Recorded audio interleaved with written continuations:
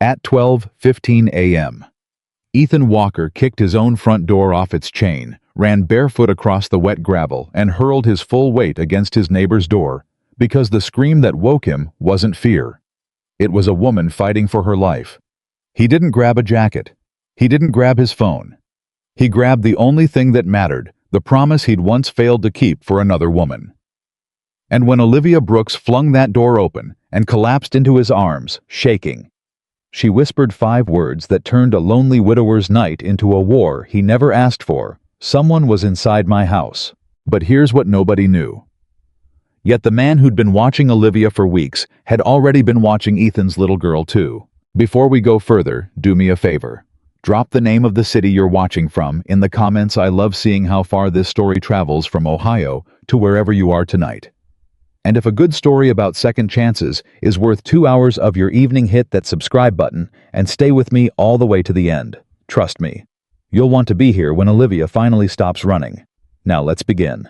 Ethan Walker had trained himself over 8 long years to sleep like a man expecting bad news. He slept on top of the covers.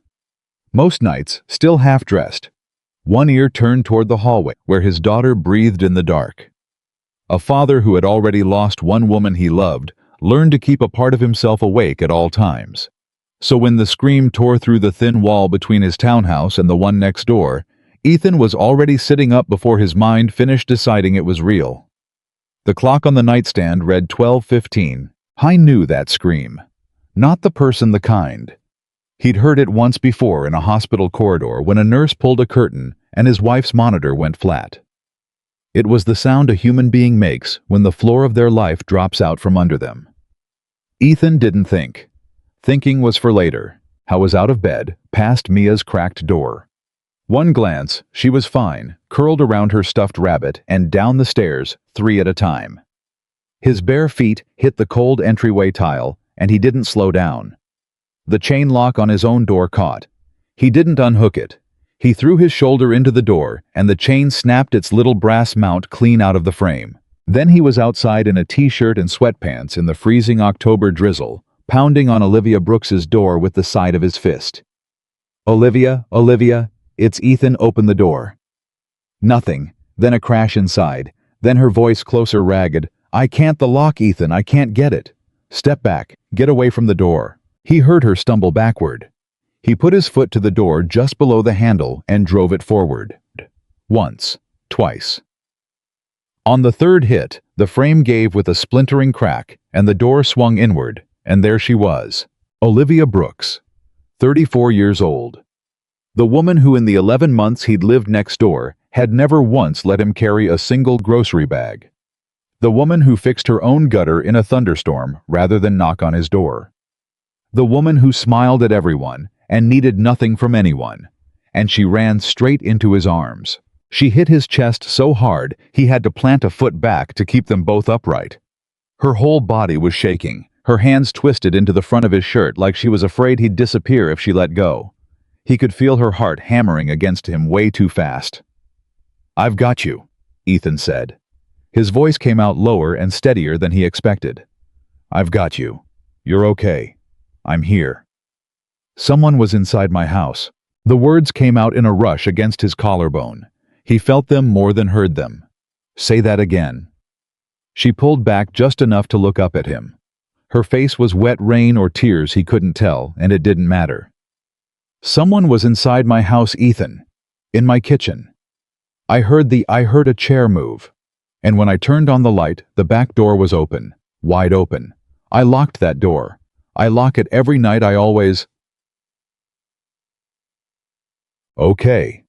He kept his hands firm on her shoulders. "Okay. Are you hurt? Look at me. Did they touch you?" "No. No, I don't. I don't think they were still." "Where's your phone?" She blinked at him like the question was in a foreign language. "In the kitchen. I dropped it. I ran.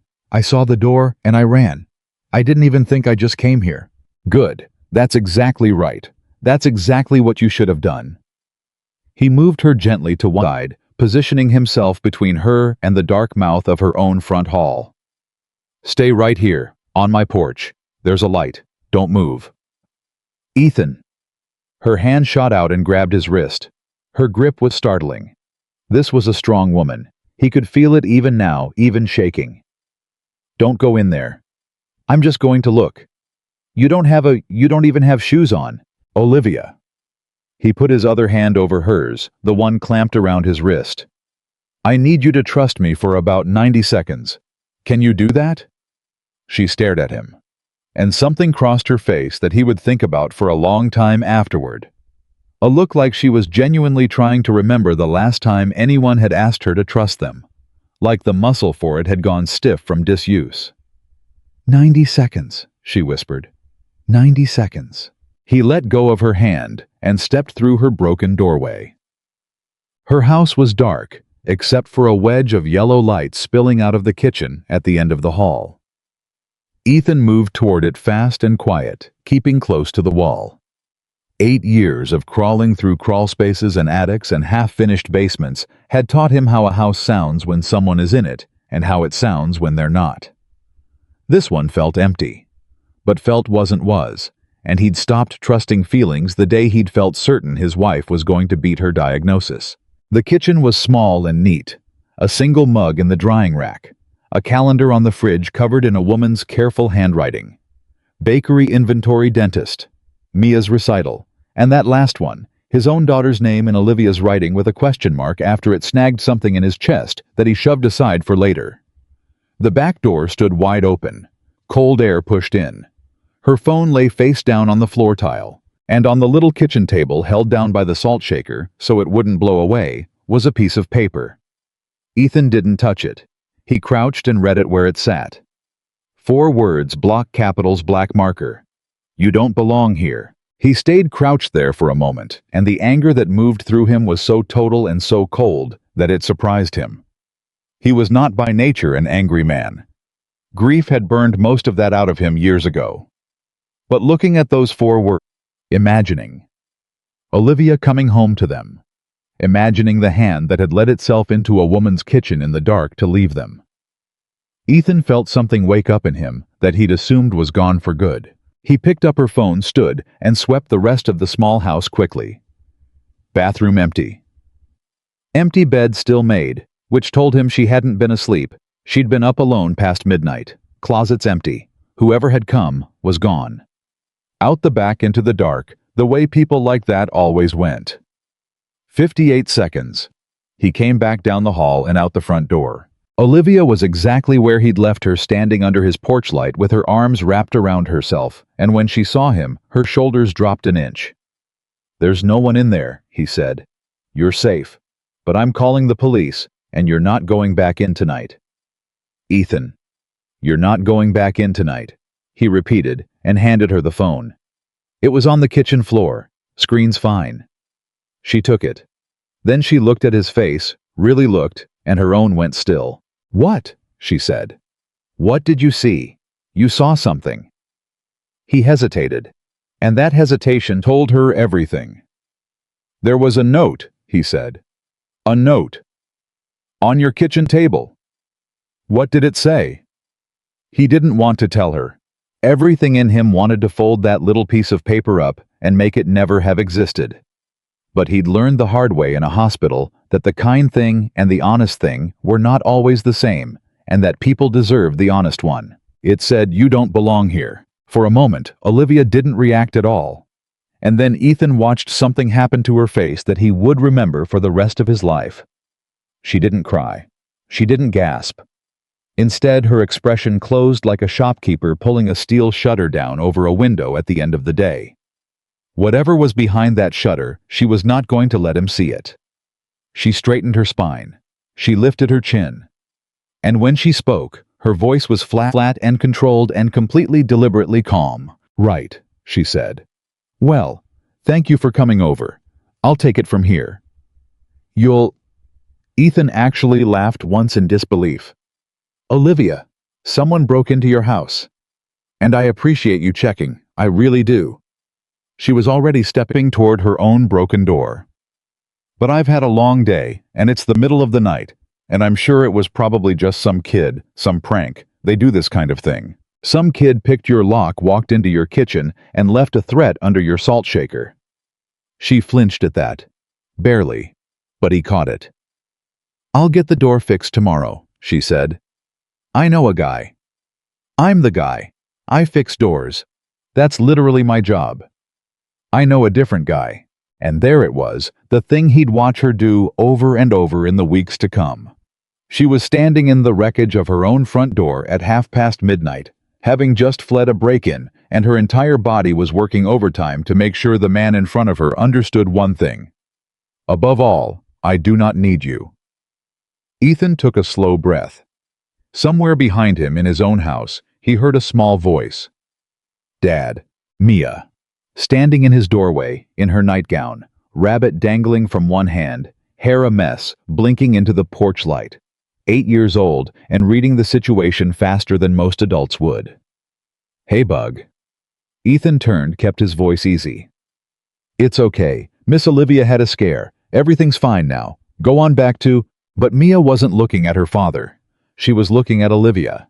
And Olivia, the woman who'd had a steel shutter down over her face 10 seconds ago, looked back at the little girl, and something in her cracked wide open. "Hi, Mia," Olivia said softly. "You're shaking," Mia said. Not a question. A child's blunt honesty. "Are you scared?"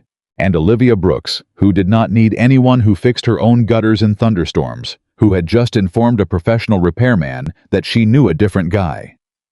Olivia opened her mouth to say no. "Sweetheart, I'm fine." And instead her chin trembled and she nodded. "Yeah," she whispered. "A little bit." "You can stay at our house," Mia said immediately with the total certainty of a child. "We have a couch. Dad, she can stay on the couch, right?" "Mia," Olivia started. "Right, Dad." Ethan looked at his daughter. Then he looked at his neighbor standing in her ruined doorway, holding herself together with both arms. "Right," he said. "Absolutely right. Olivia, you're staying with us tonight, and I'm not going to argue about it in front of an 8-year-old because she'll win." For one long second, he thought Olivia was going to refuse him even now. Even with the note in her house, and the shake in her hands, and a little girl offering her a couch. Then her arms dropped to her sides and she exhaled, and she said in a voice so small he barely heard it, "Okay." He called the police from his own kitchen while the kettle boiled. Olivia sat at his table wrapped in a blanket. Mia had insisted on bringing down a fleece one with cartoon dinosaurs on it. And there was something almost unbearable about this strong, proud 34-year-old woman sitting there swaddled in a child's dinosaur blanket, holding a mug of tea in both hands, like it was the only warm thing left in the world. Mia had planted herself in the chair right beside her and was refusing politely but firmly to go back to bed. The 2 officers who came took 20 minutes. They photographed the note. They looked at the broken back door lock and the intact front door lock and made noises about possible pick and no signs of forced entry at the point of entry. They asked Olivia if she had any enemies. She said no. Ethan watched her say it. He watched her look the officer dead in the eye and say, "No, I can't think of anyone who'd want to do this," in that same flat, controlled voice, and he knew with total certainty that she was lying. Not a big lie. Not a guilty one. The lie of a person who has spent so long insisting they're fine that the word no comes out automatically. A reflex, a door slammed before the questions even finished. The officers left with the note in an evidence bag and a case number on a card, and the strong professional opinion that this was likely a nuisance situation and that she should consider a security camera. When the door closed behind them, the 3 of them sat in the quiet kitchen. "A nuisance situation," Ethan repeated. Olivia let out a breath that was almost a laugh. "That's what they call it, a nuisance situation. You told them you didn't have any enemies." She looked up sharply. "I don't." Olivia. "I don't, Ethan. I have a bakery and a mortgage and a bad knee. Who has enemies? That's a thing from movies. Regular people don't have." "Somebody let themselves into your kitchen tonight to tell you that you don't belong here." He kept his voice quiet, aware of Mia listening. "That's not a nuisance. That's a message. And a message means someone specific has something specific to say to you. So, I'll ask you what they asked you, and you don't have to answer, but I'd like you to answer honestly. Is there anyone, Anyone at all who might have a reason? The steel shutter started to come down again. He watched it start. And then Mia, who had been quietly listening to every word in the way children do when adults forget they're there, reached over and put her small hand on top of Olivia's. "You don't have to be brave right now," Mia said. "My grandma says being brave is for the daytime." Olivia looked down at that little hand on hers, and the shutter stopped halfway. There's a competitor," she said slowly. "Another bakery, bigger, fancier, opened up across town about 6 months ago. And ever since then, I've been losing customers, which fine competition that happens. But it's more than that. There've been reviews. Online. Dozens of them. All these accounts I've never heard of, all posting the same week, all saying my kitchen's dirty, that someone got sick, that I'm rude, and none of it is true. Ethan, I run a clean shop. I've always run a clean shop. I believe you. And I reported the reviews, and nothing happened, and my supplier suddenly couldn't fulfill my flour order last month. First time in 3 years, and my landlord got a call from someone asking if my lease was up for renewal soon, and I keep telling myself it's all a coincidence, that I'm being paranoid, that this is just what happens to a small business. You claw and eventually you... She stopped. Her jaw worked. "And now someone's been in my kitchen," she finished. "And I don't get to call it a coincidence anymore, do I?" Ethan said nothing for a moment. Then, "How long have you been getting the messages?" Her head came up. "What messages?" "The note tonight said, 'You don't belong here.' That's not a first message. That's a follow-up. That's the kind of thing you write to someone who already knows what you're talking about. So I'm asking, how long?" Olivia stared at him, and he watched the last of the shutter go up, entirely. Watched her decide right there at his kitchen table at 1 in the morning to stop pretending. 3 weeks, she said quietly. There've been notes for 3 weeks, in the mail slot at the shop. Nothing signed. First one just said, "Give up." Then, "You're finished." Then, "Everyone will know what you are." She swallowed. I threw them all away. I told myself they were nothing. I told myself if I ignored it, it would stop, because that's what you do, right? You don't give them the satisfaction. You keep your head up, and you keep going, and you don't let them see they got to you. Olivia. And I have gotten so good at not letting people see they got to me, Ethan. I have gotten so good at it. I have been getting to me for 20 years. She stopped hearing what she'd said. A tear slid down, and she wiped it away, hard angry at it. Ethan pulled a chair around and sat down across from her, close elbows on his knees. "Listen to me," he said. "I'm going to say something, and I need you to actually hear it, because I get the feeling nobody's said it to you in a long time. You did not do anything wrong. Somebody out there decided to make you their target, and that is a fact about them, not about you. And the thing you've been calling not giving them the satisfaction. Olivia, that's just you carrying it alone. That's all that is. You've been carrying it alone." She looked at him, and her lower lip trembled, and she pressed it flat. "I'm very good at carrying things alone," she said. "I know you are." He almost smiled. "You wouldn't let me hold a bag of oranges last spring. I know exactly how good you are at it." That got a wet, startled laugh out of her. "You remember the oranges?" "I remember the oranges. You had 6 bags. You dropped one in the parking lot and picked it up faster than I could get out of my truck, just so I wouldn't offer to help. That's..." She laughed again, and this time it broke halfway into something rawer. "God, that's so embarrassing when you say it out loud." "It's not embarrassing. It's just lonely. There's a difference, and I know it because I've been doing the exact same thing for 8 years. Something passed between them then.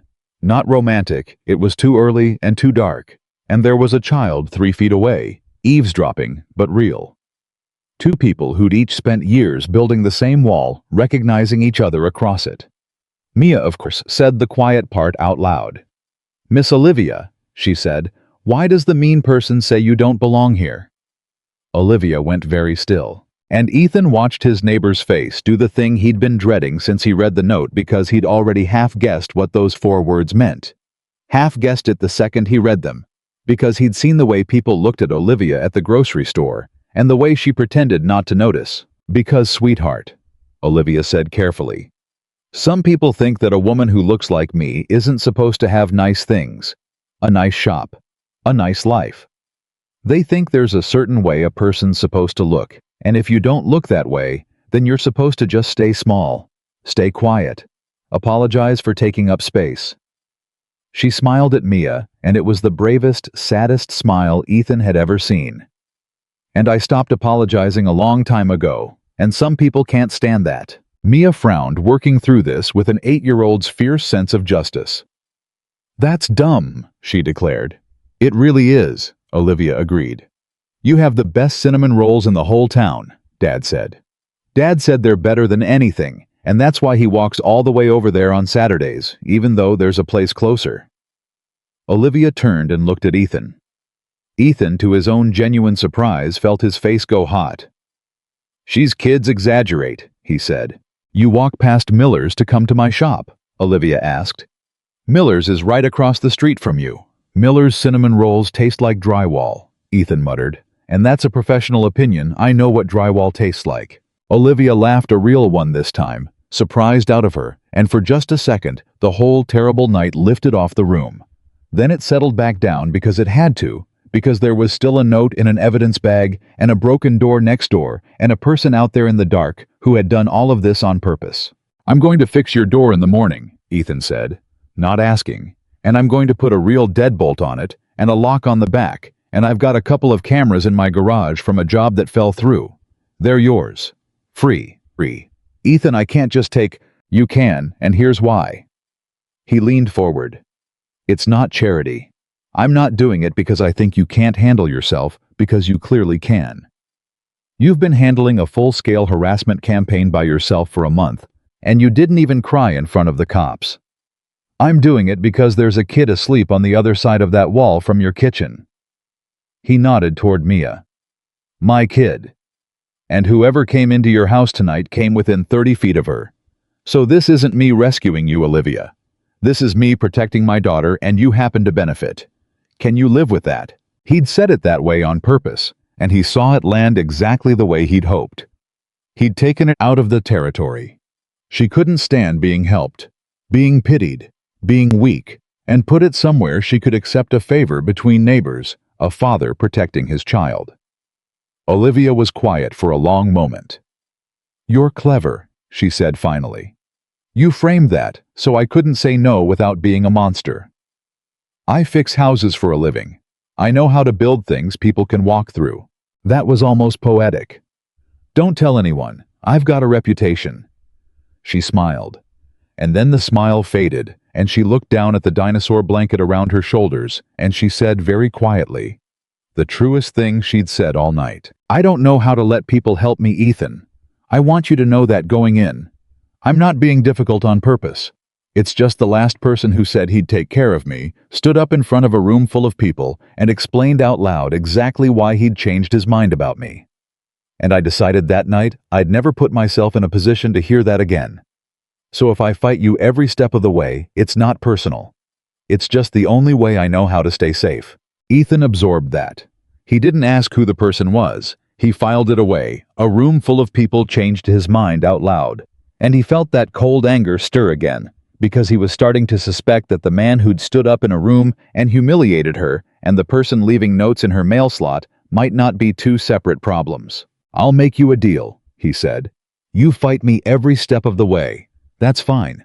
I've raised a strong-willed daughter, I'm used to it. But you have to promise me one thing in exchange. What? If it gets bad, if you're scared again, if there's another note, if you hear something in the night, you don't handle it alone. You come get me. You bang on my wall. You call. That's the whole deal. Fight me on everything else. Just not on that. Olivia looked at him across the table. Mia looked between them. The kettle ticked as it cooled. Somewhere outside, the drizzle had turned to rain, drumming steady on the roof. Okay, Olivia said. That I can do. You promise. I promise, Ethan. A breath. I'll come get you. Mia fell asleep at the table 20 minutes later, mid-sentence, her cheek on her folded arms. Ethan carried her up to bed. When he came back down, Olivia had washed the mugs, of course she had, and was standing at the kitchen window, looking out at her own dark house next door. "You should try to sleep," he said. "Couch is comfortable. I checked it myself. I fall asleep on it all the time." "I keep thinking," she said without turning around, "about how I locked that door. I know I locked it. I'm not a careless person. Ethan, I lock every door and I check it twice. I've locked doors carefully my whole life because when you look like me, people already assume you're stupid and lazy, so you learn to be twice as careful about everything just to be treated as half as competent." She wrapped her arms around herself. "And someone opened it anyway. Someone walked right through my locked door like it was nothing. Like I was nothing." Ethan came and stood beside her at the window. Not touching. Just there. "You're not nothing," he said. "I know." "Do you?" She was quiet. "Because you said it real fast," he said gently. "You said, 'I know,' the way you say something you've been told to believe instead of something you actually feel." Olivia laughed under her breath. "You're a repairman. Where'd you learn to say things like that?" "Widower, single father. You spend a lot of nights sitting in the dark thinking you start to figure a few things out." He looked out at her house too. "My wife used to say I only ever really talked at midnight. She said everybody's got a version of themselves that only comes out after 12, and she liked mine best." "What was she like?" "Kind, loud, terrible cook. Mia gets the sweet tooth from wanting anything that wasn't her mother's cooking." Ethan smiled at the memory. "She was sick for a long time. Long enough that I learned every trick there is for pretending everything's fine. So when I say I know what it looks like when someone's spent years pretending they're okay, I mean I recognize it. It's like seeing your own handwriting on somebody else's wall." Olivia turned and looked at him then, and for a moment neither of them said anything, and the rain filled the silence. "Whoever's doing this to me," she said finally, and her voice had changed. The fear was still there, but underneath it something harder was beginning to set like concrete. "Whoever it is, they think I'm going to fold. They've been pushing for 3 weeks waiting for me to close up shop and slink away and prove them right. You don't belong here." She said the 4 words like they tasted bad. "They think if they scare me enough I'll agree with them." And Olivia Brooks straightened up. The dinosaur blanket slid off one shoulder and she left it. And when she looked at him, the woman who'd collapsed into his arms an hour ago was gone, and in her place was someone Ethan hadn't met yet. Someone he would come to know very well. "And they picked the wrong bakery," she said. Ethan looked at her for a long moment. Then he nodded slow, and something settled in his chest, a decision quiet and complete. The same kind of decision he'd made 8 years ago, when a doctor told him he was about to be a single father, and he'd promised himself he would never let his daughter feel unprotected for a single day of her life. How was making that promise again? This time to the woman standing in his kitchen in a child's blanket who did not know how to be protected and who was about to have to learn. "No," he said. They didn't. Outside the rain kept falling. Next door, the broken door swung a little in the wind. And somewhere out there in the dark, someone who thought Olivia Brooks was going to break was making a very serious mistake, because for the first time in years, she wasn't standing alone. She just didn't fully believe it yet. But she was about to find out. Morning came gray and wet, and Ethan was awake before it. He'd slept maybe 2 hours on the floor of Mia's room back against her bed, because after everything, he wasn't willing to have a wall and a staircase between himself and both of them. When the sky outside her window went from black to the color of dishwater, he got up joints complaining and went downstairs to find Olivia already awake. She was sitting on the couch, wrapped in the dinosaur blanket phone in her hand, staring at the screen with a look he didn't like. "You're up early," he said. "I never really went down." She didn't look up. "There are 11 new ones." 11 new what? She turned the phone around so he could see it. Reviews. A whole cascade of them, 1 star, posted overnight, all within the same 3-hour window. Filthy conditions. Owner is a nasty piece of work. Got food poisoning, avoid. This place should be shut down. Ethan took the phone and scrolled. His jaw tightened with each one. "These are all from last night," he said. "After the break-in, somebody was posting these while you were sitting at my kitchen table. I noticed that too." Her voice was flat. So either it's a coincidence or the person who came into my house went home and spent the rest of the night writing reviews about my kitchen. It's not a coincidence. No, she agreed. I don't think it is either. He handed the phone back. How many customers do you have on a normal Saturday? She thought about it. Used to be 40-50 through the door before noon. Lately 15. 20 on a good day. She set the phone face down on her knee, like she couldn't stand to look at it anymore. I've got a batch of dough proofing in the walk-in right now that I set last night before all this. It needs to be baked this morning, or it's ruined. $40 of ingredients. And I'm sitting on your couch instead of at my shop because someone broke my door. Ethan straightened up. Then let's go bake it. She blinked at him. What?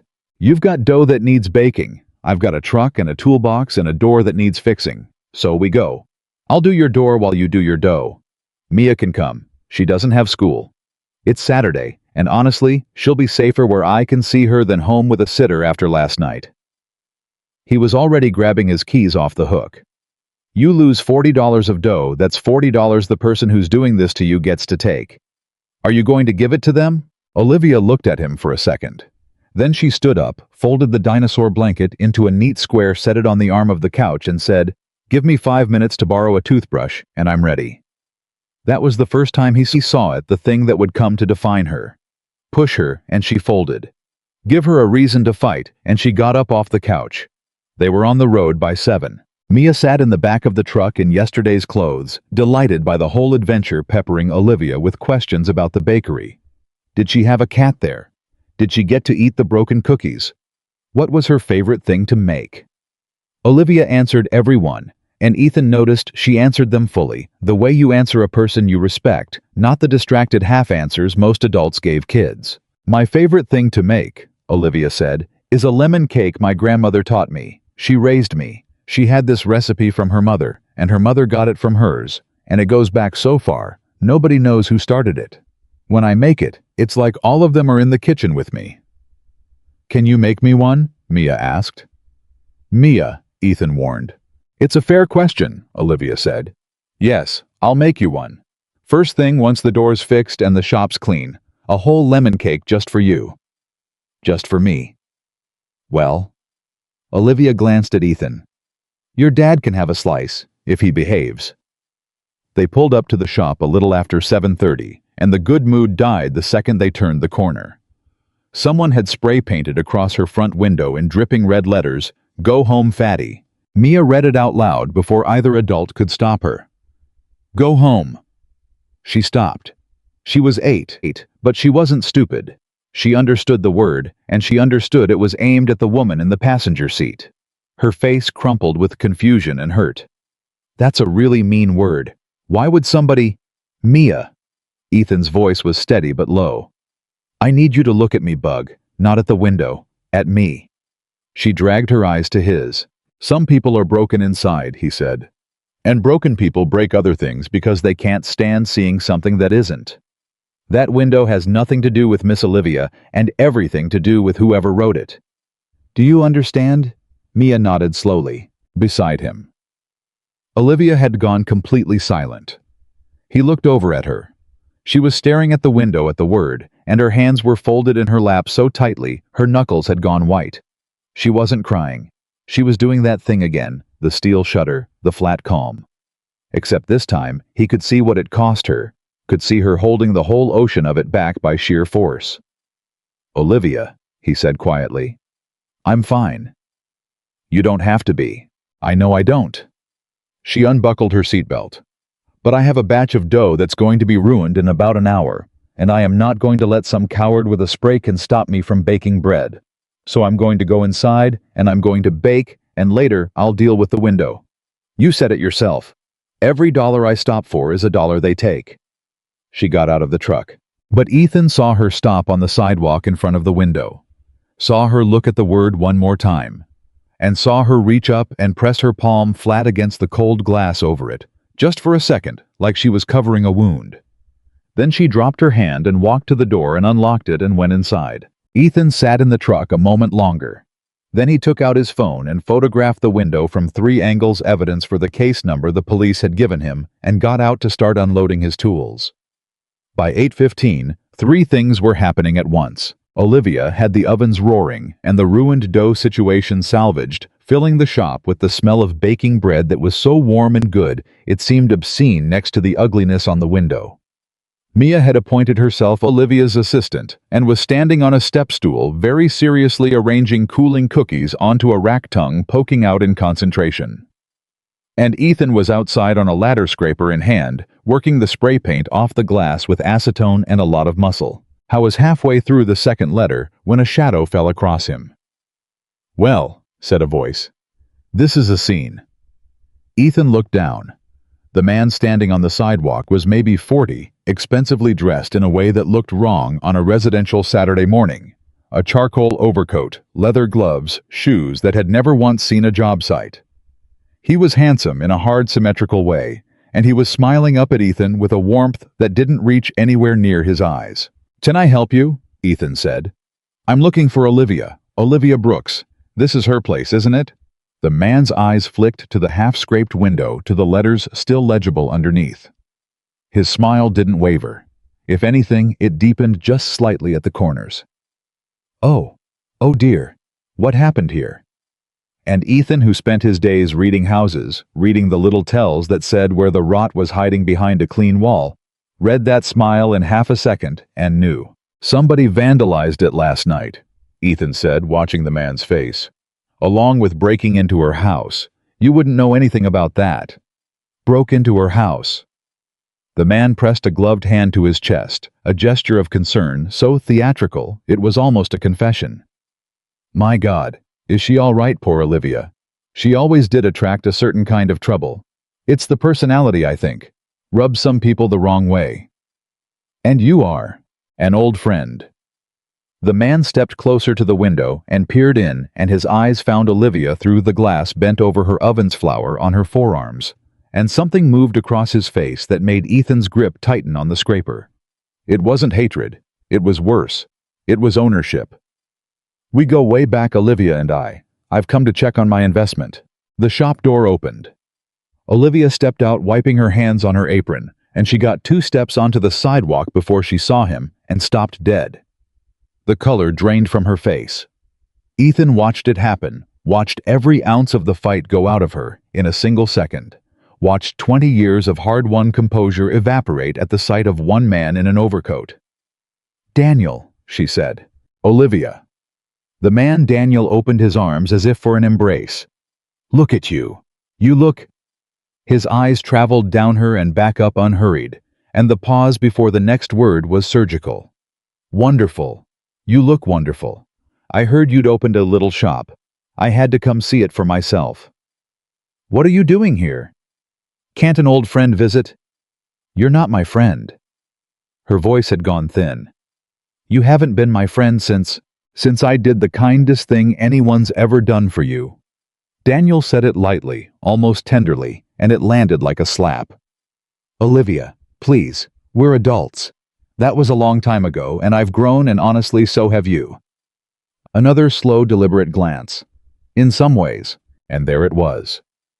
Ethan came down off the ladder slow and set the scraper on the rung, and something in the way he moved made Daniel finally turn to look at him properly, sizing him up. The work clothes, the calloused hands, the 2-day beard, and dismiss him just as fast. "I'm sorry," Daniel said with the easy condescension of a man who had never once in his life worried about a fight. "Are you the handyman? Ethan Walker." He didn't offer his hand.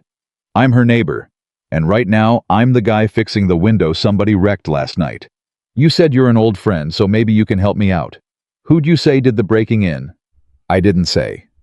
"No," Ethan agreed. "You didn't." For just a second, the two men looked at each other, and the smile on Daniel's face flickered the first honest thing Ethan had seen it do. Then it was back smooth as ever. "Olivia," Daniel said, turning away from Ethan as if he'd ceased to exist. "I actually came here with a proposition. A generous one. I know things have been hard for you lately. The reviews, the customers drying up. This unfortunate business with your window. It must be exhausting fighting so hard for something so small." He spread his gloved hands, taking in the modest shop, the hand-painted sign, the whole of the thing she'd built. I'm prepared to buy you out. Full price for the lease, the equipment, the name. More than full price. Enough that you could walk away from all of this stress and start fresh somewhere the climate suits you better. Somewhere people are more... He searched for the word accepting. The word hung in the air. Ethan saw Mia's face appear in the window watching, and he prayed she couldn't hear through the glass. You want to buy my bakery? Olivia said slowly. I want to rescue you from it. There's a difference. And if I say no? Daniel's expression didn't change at all. But his voice when it came dropped half a register and lost every trace of warmth. Olivia, sweetheart, look at your window. Look at your reviews. Look at your bank account, which I suspect looks worse than either. A pause. Things have a way of getting harder for people who don't take good advice. I'd hate to see them get harder for you. And that was the moment Ethan would think about it for a long time afterward. That was the exact moment the fear went out of Olivia Brooks's face, and something else came in to replace it. Because Daniel had made a mistake. He'd threatened her in front of a witness. And more than that, he'd threatened her in a voice she recognized, a voice from the worst night of her life. And instead of shrinking the way she had for 20 years, some old buried part of her finally got angry. Get off my sidewalk, Olivia said. Daniel blinked. I'm sorry. You heard me. She took a step toward him, and Ethan saw her hands had stopped shaking. This is my shop. This is my sidewalk in front of my shop. And you are going to turn around, and you are going to walk back to whatever expensive car you drove up in, and you are going to leave. And if I see you here again, if I see you near here again, I'm going to tell the police that the man who broke into my house showed up at my business the next morning to make me an offer. Do you understand me, Daniel? For a second, nobody moved. Then Daniel laughed, soft, almost admiring. There she is, he murmured. There's the fire. You always did have it right up until you needed it. He straightened his gloves. I'll go, for now. But I want you to think about my offer, Olivia. Really think about it. Because you and I both know how this ends. It always ends the same way with you. You fight and you struggle and you make your grand little speeches, and then reality sets in and you fold. You always fold. He smiled, gentle as a knife. I'll leave my card with your handyman. Call me when you're ready to be reasonable. He set a cream-colored business card on the windowsill. He gave Olivia one last look, that same slow cataloging proprietary look. And then he turned and walked down the sidewalk to a black car parked at the corner. Unhurried, a man who believed absolutely that time was on his side. The car pulled away, and Olivia stood there on the sidewalk in her flour-dusted apron, and Ethan watched the fight held, and then break. Her knees didn't buckle, but everything above them seemed to sag inward. He was there in 2 steps, his hand on her back. I've got you, he said low. You did good. You did real good. Come inside. That's him, she whispered. That's the Ethan, that's the person I told you about. The one who stood up in the room. That's Daniel. I figured. He's the one doing this, all of it. The reviews, the notes, he's the one who was in my house. She was breathing too fast. But I can't prove any of it. He's smart. He's always been smart. He'll have made sure there's nothing that leads back to him. That's how he works.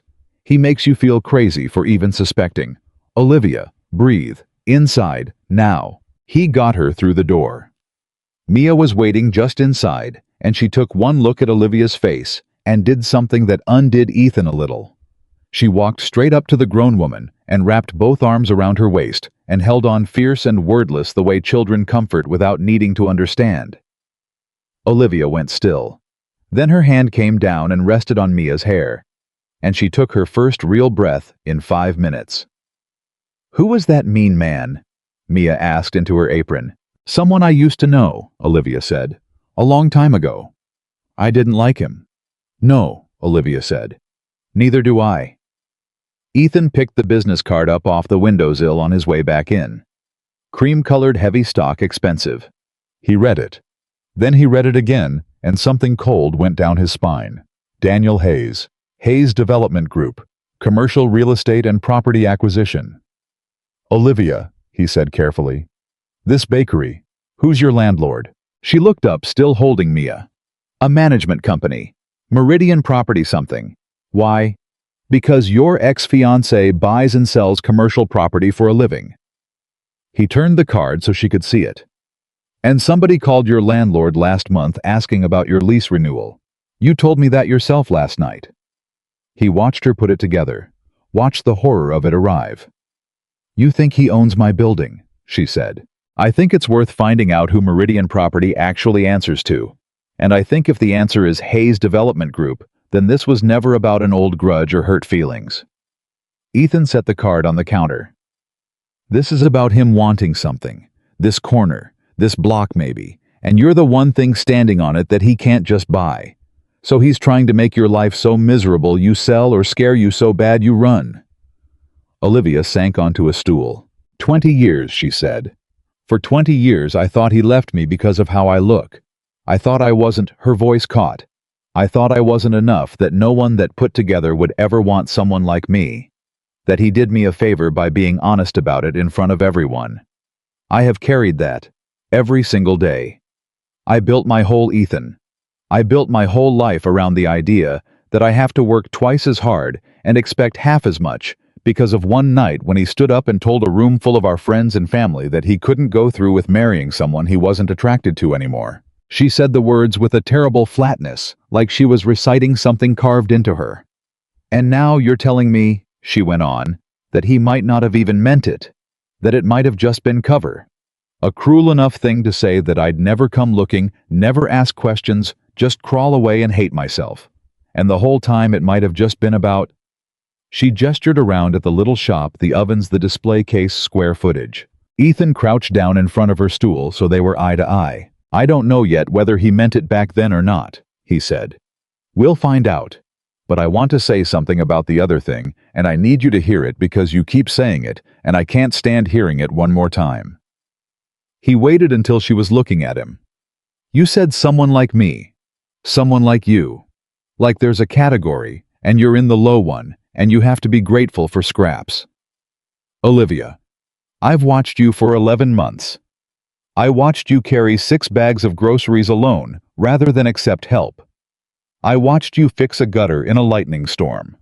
I watched you last night get threatened in your own kitchen and lie to 2 police officers with a completely steady voice because you didn't want them to see you rattled. And this morning, I watched you walk past that word on your window and go bake bread anyway. He shook his head. You are the strongest person I have ever met, and the only thing wrong with you, the only thing is that one cruel man convinced you a long time ago that your worth is something other people get to grade. It's not. It never was. He lied to you, and I think he's been lying to you ever since.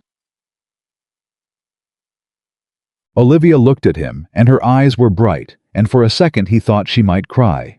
Instead, she said in a wobbling voice that was trying very hard to be dry, You give this speech to all your clients, or am I special? Just the ones with dangerous exes and drywall-tasting competitors, she laughed, wetly. And she wiped her eyes with the heel of her hand, and then she looked at the business card on the counter, and Ethan watched the concrete set again, that hardening he'd first seen at his kitchen table. Okay, she said. Okay, if this is about the building, then I need to know if he owns it. Because if he does, then every threat he made is connected to a business interest, and that's not just harassment. That's a pattern. That's something the police can't wave off as a nuisance situation. Now you're thinking like him, Ethan said. That's how you beat a guy like that. Not by being scared, by being smarter. How do I find out who owns the building? Property records are public. County recorder's office, or half of it's online now. He was already pulling out his phone. I do this all the time for jobs. You'd be amazed how many people don't actually know who owns the buildings they're renovating. Give me your address. She gave it. He typed. Mia climbed up onto the stool beside Olivia and leaned against her, and Olivia's arm came around the little girl automatically, like it had always been there. It took Ethan 4 minutes. He stared at the screen for a long moment before he spoke, and Olivia read his silence. He owns it, she said. Not directly. Ethan turned the phone around. The building's owned by an LLC, Meridian Holdings. And Meridian Holdings is one of about 9 shell companies, and it took me a minute, but they all trace back to a parent group. He met her eyes. Hayes Development, Registered agent Daniel Hayes. He bought this building 14 months ago. 14 months. Olivia's voice was barely a whisper. I've been here 3 years. He bought my building 14 months ago. That means he found out where you were, and he bought the ground you were standing on, and then he started squeezing. Ethan set the phone down. This was never a coincidence, Olivia. He didn't happen to show up in your life again. He came looking. 14 months ago, he came looking, and he's been building this the whole time. The reviews, the supplier problems, the notes, the break-in. It's a demolition. He's doing to your business exactly what I do to a house before a rebuild. He's finding the load-bearing walls and knocking them out one at a time, so the whole thing comes down and he doesn't even have to push. Olivia was quiet for a long moment. Mia looked between the two adults, sensing the weight of it without understanding. Then I have a question, Olivia said finally, and her voice had gone very steady, very cold, very much like the woman on the sidewalk who'd told Daniel to get off her property. If he's the landlord and he wants me gone, why hasn't he just evicted me? Why all of this? The theatrics, the notes, the sneaking around. If he owns the building, he can raise my rent, he can refuse to renew my lease, he can do it all legally. Why is he doing it this way? Ethan stopped, because that was a very good question, and he didn't have an answer. I don't know, he admitted. He's a businessman, a careful one. You said it yourself, he'd make sure nothing leads back to him. So a man that careful doesn't break into a house and leave a handwritten note when he could just wait 8 months and not renew a lease. Olivia's brow furrowed. Unless he can't wait 8 months. Unless there's a clock. Unless something about my lease or the building or a deal he's got lined up means he needs me gone now, and legally he can't move fast enough, so he's trying to panic me into leaving early. Ethan stared at her.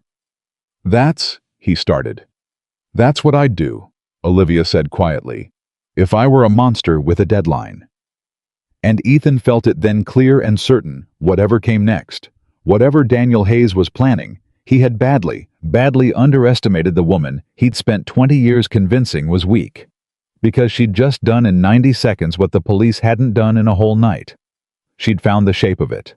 We need to see your lease, he said. The actual document. Every page, every clause. If there's a clock, it's in there. It's in the back, in the file cabinet. She was already sliding off the stool.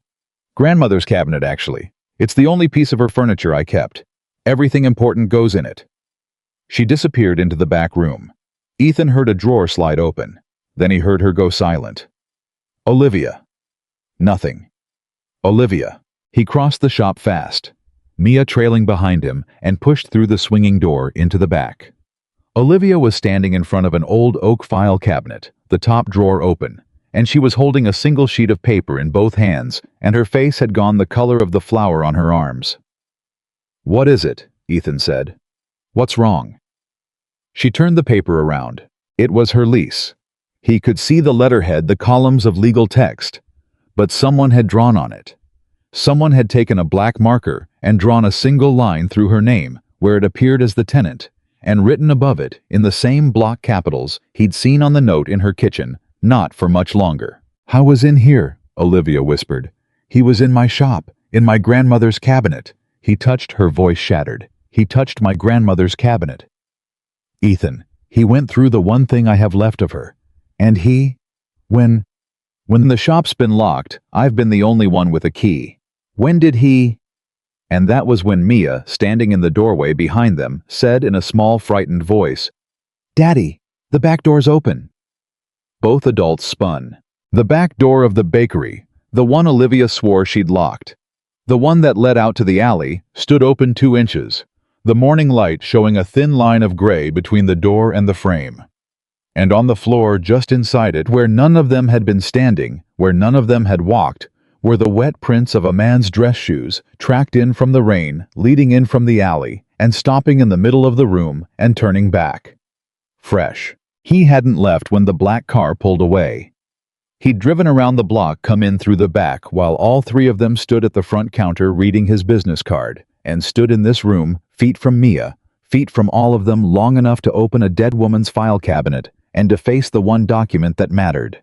And then he'd walked back out into the alley, into the rain, leaving the door open 2 inches on purpose, because he wanted them to know he'd been there. Olivia's hand found Ethan's arm and gripped it hard, and this time she wasn't holding on because she was weak. She was holding on because she was furious, and because for the first time in 20 years, she was not going to be alone in it.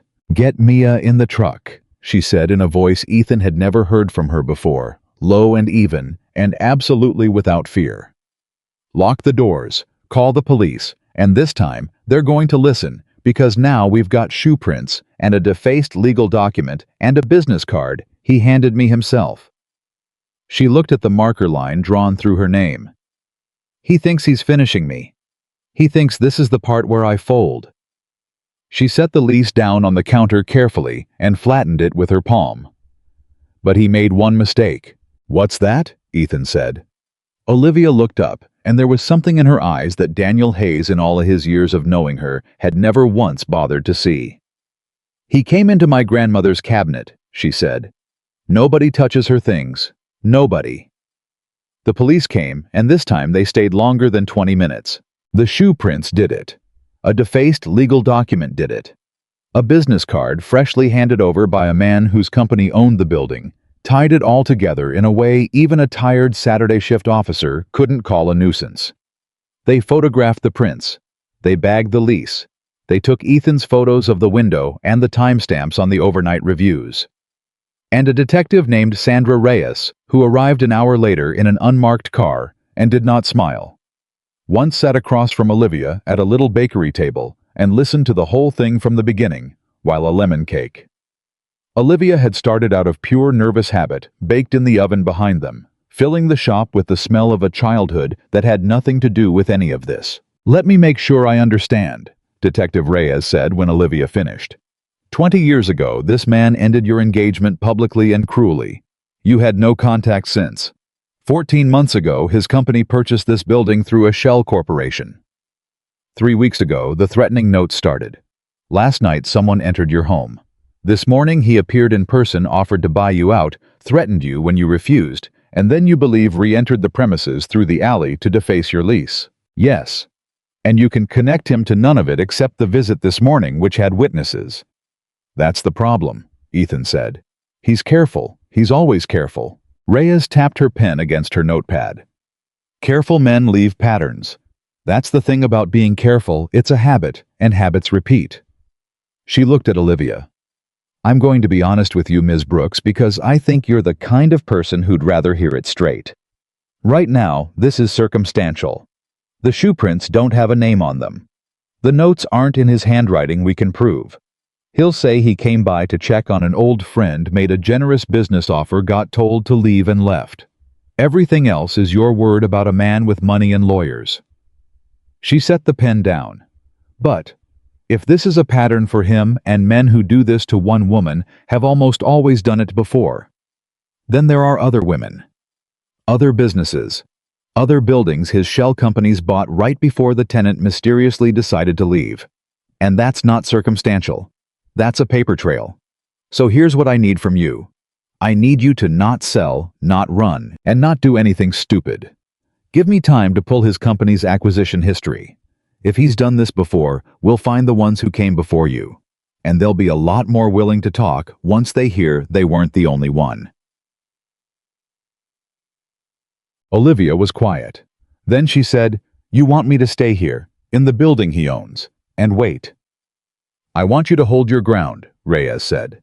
"Can you do that?"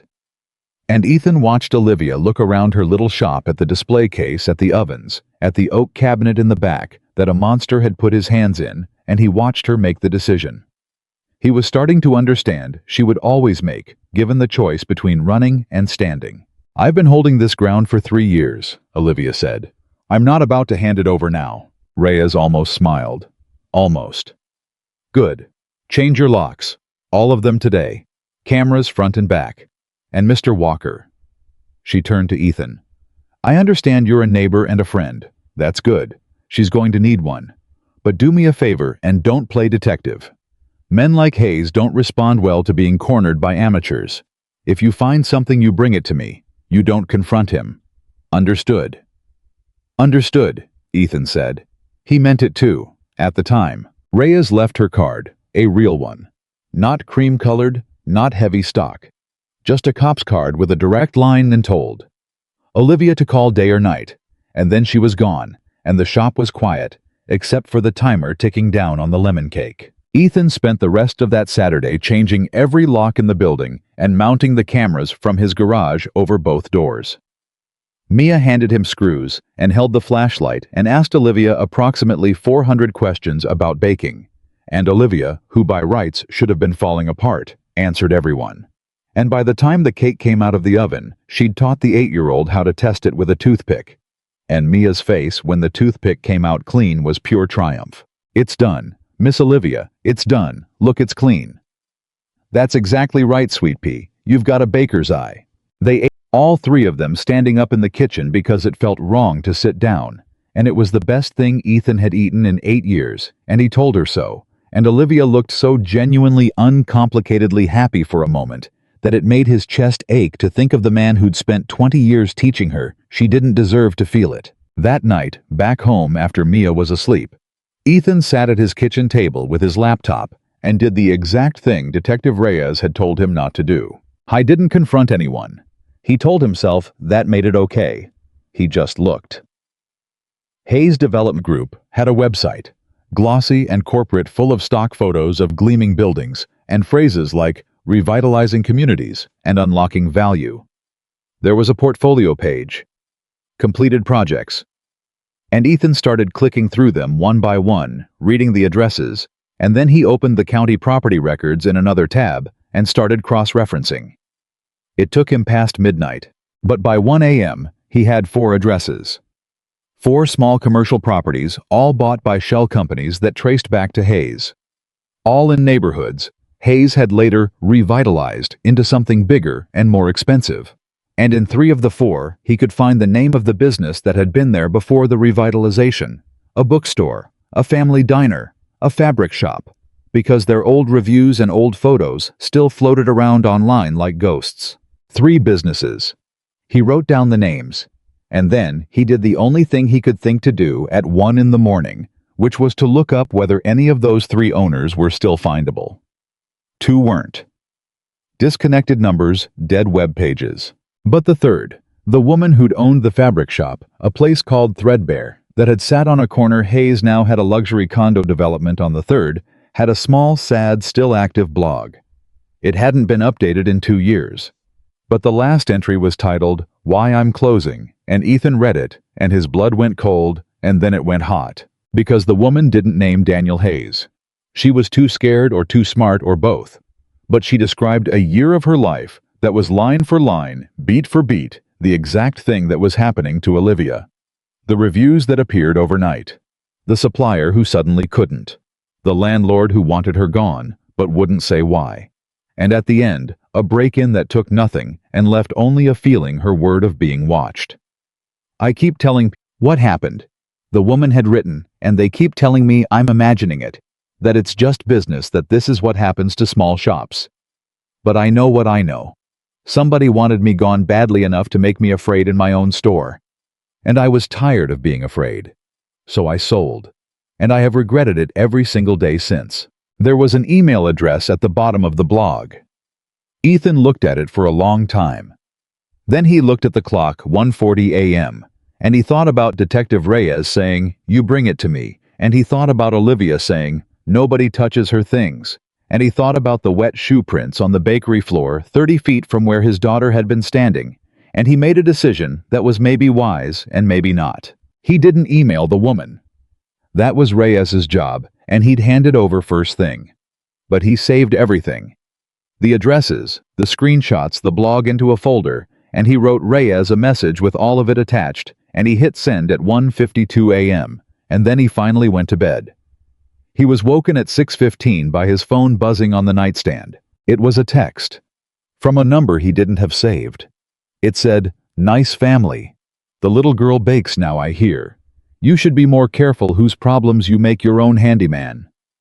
Ethan sat straight up in the dark. He was out of bed and across the hall and at Mia's door in 4 seconds, and she was there asleep, safe, rabbit under her arm, and he stood in her doorway with his heart slamming and read the text again and understood two things at once. The first was that Daniel Hayes had his number, which meant Daniel Hayes had been watching closely enough yesterday to get it, or had connections enough to find it. The second worst thing was that the message wasn't really aimed at Ethan. It was aimed at Olivia. Through Ethan. Through Mia. Daniel had found the pressure point. He'd realized that the way to break a woman who wouldn't break for her own sake was to threaten the people she'd started to care about. He'd watched Olivia teach a little girl to bake a cake, and he'd understood correctly that this was more dangerous to his plan than any camera, because a woman fighting alone eventually tires, but a woman fighting for a child she's come to love does not. So he'd moved the target. Ethan did not call Olivia at 6:15. He made himself wait. He made coffee. He watched the sun come up through the kitchen window, and he thought cold and clear about the difference between the man he'd been at 6:14, a tired widower helping a neighbor, and the man he was now, which was something harder, something with a very specific and very quiet resolve to make sure Daniel Hayes never got within 100 feet of his daughter again. At 7, his phone buzzed again. Reyes this time responding to his midnight email. Good work. Better than good. Do not do anything else. Come to the station at 9.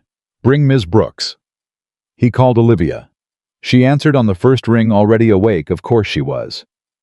He texted me, Ethan said. A pause. What did it say?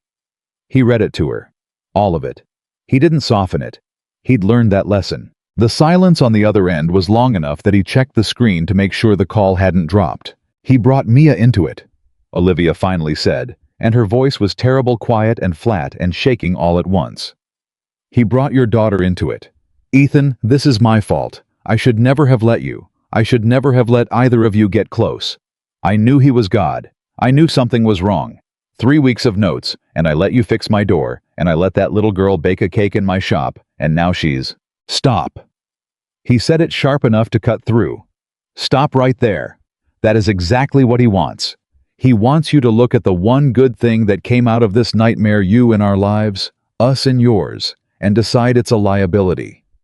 He wants you to push us away to keep us safe, because he knows that a woman alone is a woman he can beat. Do not do his work for him, Olivia. Do not. She was crying now. He could hear it.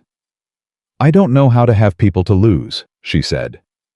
Do you understand? I made sure I didn't have anyone for 20 years on purpose, because if you don't have anyone, then no one can be used against you, and no one can leave, and no one can stand up in a room, and I was safe.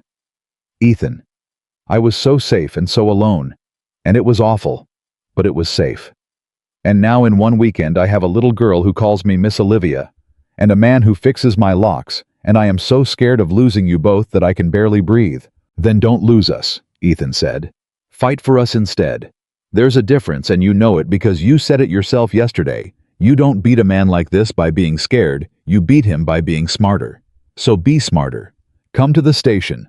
Reyes wants us both at 9. She's found something. We've got him. Olivia, I found 3 other businesses he did this to. I found a woman who wrote down every single thing that's happening to you 2 years before it happened to you. He has a pattern, and Reyes is going to hang him with it. But she needs you there. She needs the newest victim who didn't run. That's you. You're the one who didn't run. He heard her breathing steady, heard her wipe her face, heard the exact moment the concrete set. Give me 40 minutes, she said. I need to do something first. Olivia. I'm not running, Ethan. I'm the opposite of running. Trust me, for 90 seconds isn't that our deal? He almost laughed despite everything. That's our deal. Then trust me, 40 minutes. She hung up. The 40 minutes were the longest of Ethan's recent life. He got Mia up and fed and told her in the careful language he'd been using that they were going to go help Miss Olivia with some grown-up paperwork and she could bring her tablet. Mia, sensing the tightness under his calm, didn't argue. At 7:55, Olivia texted him a single photograph. It was a screenshot of an email. The recipient was Detective Reyes. The subject line was, I'm not the first, and I have proof he knows it. And the body. Ethan scrolled and scrolled, and his eyebrows climbed, was a meticulous, organized, dated list. Every note with the date she'd received it. Every fake review with the account name and timestamp. the supplier who'd canceled with the name of the rep and the date, the landlord's inquiry call with the date, and attached at the bottom were photos Olivia had never thrown the notes away. She'd said she had last night at his table, but she hadn't.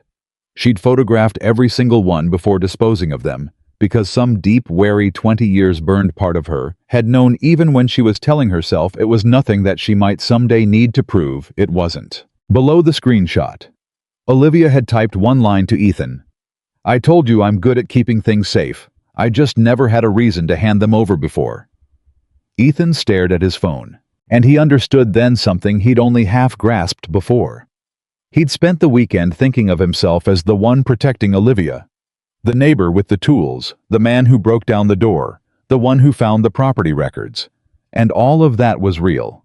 But the woman who had quietly documented a 3-week harassment campaign in dated photographed court-ready detail, while telling everyone, including herself, that it was nothing that woman had never actually needed rescuing. She'd needed exactly one thing. The thing she'd never had someone to hand it to. Someone on her side. A reason to stop keeping her strength a secret. He typed back, "You are without question the most dangerous person I've ever met. Remind me never to get on your bad side." Her reply came fast. "Too late. You ate my cake. You're stuck with me now." He was still smiling at that when they pulled into the station parking lot at 9, and the smile lasted right up until they walked in, and Detective Reyes met them in the lobby with a face like a closed door. "We have a problem," Reyes said low, steering them toward a side room away from the front desk. "Two, actually. First one's good news wearing bad news clothes. The woman from the fabric shop, threadbare. I reached her this morning. She's willing to talk. She's willing to go on record. And she says she's not the only one who'll talk. That there was an email chain. 3 or 4 of them. Women who found each other online afterward, and compared notes and realized they'd all been ground down by the same shell companies. They've been sitting on it for 2 years because none of them individually could prove anything, and none of them wanted to be the one to poke the bear." Reyes exhaled. "You gave me the thread that ties them together, Mr. Walker. Together they're a racketeering case, a real one. Coordinated fraud harassment, possibly worse." That's incredible," Olivia breathed. "That's more than I ever—" "What's the bad news?" Reyes's jaw tightened. "The bad news is that somebody tipped him off. This morning around 7:30, Hayes Development Group filed an emergency motion in civil court. They're claiming you've breached your lease health code violations based on those fake reviews, and apparently an anonymous complaint filed with the county yesterday afternoon. They're seeking immediate termination of your tenancy and possession of the premises. There's a hearing Monday morning, 48 hours. Reyes looked at Olivia steadily. "He's not waiting for the criminal case, Ms. Brooks. He knows the ground's shifting under him.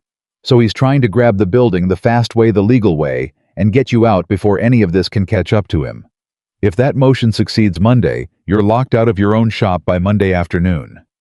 And an empty shop is a lot harder to build a harassment case around than a woman standing in it." The room went silent. Ethan watched Olivia. He watched her absorb it, the whipsaw of it, the good news, and the guillotine in the same breath. He watched her hands waiting for them to shake. They didn't. 48 hours, Olivia repeated. He filed at 7:30 this morning. She frowned. He texted Ethan at 6:15, and he filed at 7:30. That's fast. That's not a motion you write in an hour. That's a motion that was already written sitting in a lawyer's drawer waiting. He's had it ready. He's been ready to pull this trigger for a while. Which means the only reason he pulled it this morning is that something spooked him last night. Reyes and Ethan looked at each other. "Last night," Ethan said slowly, "I pulled his whole property history, cross-referenced the shell companies, found the other 3 businesses, and I sent it all to Detective Reyes at 1:52 a.m. And at 1:52 a.m. Olivia said, "That information moved. It left your laptop. It went out over the internet into a police inbox." She turned to Reyes. "Detective, is there any way at all that Daniel Hayes could know what lands in your inbox?" The question hung in the air like a struck bell. Reyes didn't answer right away, And the fact that she didn't answer right away was, Ethan realized with a slow crawl of dread, an answer all its own. When I started pulling his acquisition history this morning, Reyes said carefully, I had to request some of it through our records division. Standard procedure. It's logged. It's visible internally to anyone with access. She stopped. And 2 of the 4 buildings you found Mr. Walker, the 2 whose businesses I couldn't trace. The reason I couldn't trace them isn't that the owners disappeared. It's that both properties were sold to Hayes in deals that were, let's say, facilitated, smoothed over, complaints that got dropped, inspections that came back clean when they shouldn't have, permits that moved fast. She met Olivia's eyes. I've been doing this a long time, and what you're asking me whether Hayes has someone inside, I can't confirm it. But I can tell you that I filed a records request at 7 this morning, and by 7:30, his lawyers had filed a motion timed to beat my case. And I don't believe in coincidences that convenient. So he has someone. Olivia's voice was very quiet. In the police, or the county.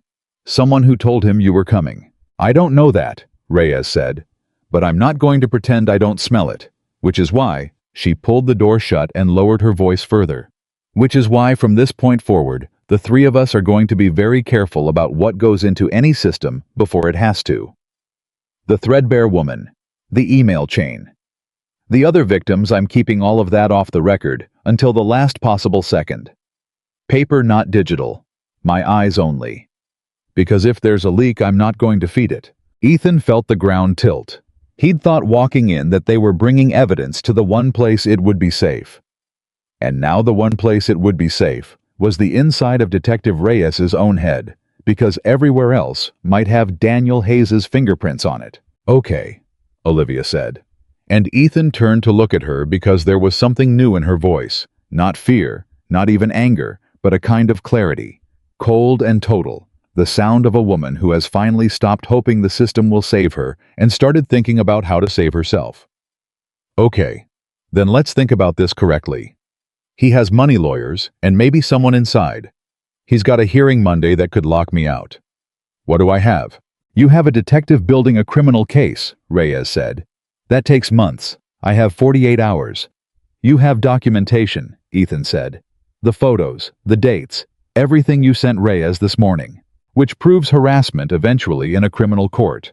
It doesn't stop a civil eviction on Monday. Olivia was pacing now, small tight turns in the little room, and Ethan recognized it. It was the same motion she made in her kitchen when she was working out a recipe that wasn't coming together. The eviction is about the lease. Health code violations, breach of contract. To beat it Monday, I don't need to prove he's a criminal. I need to prove the violations are fake. She stopped. Ethan. The anonymous health complaint. The one Reyes said got filed yesterday afternoon. When was my shop last actually inspected? A real inspection. 6 weeks ago. Ethan said he'd seen the certificate framed on her wall. You passed.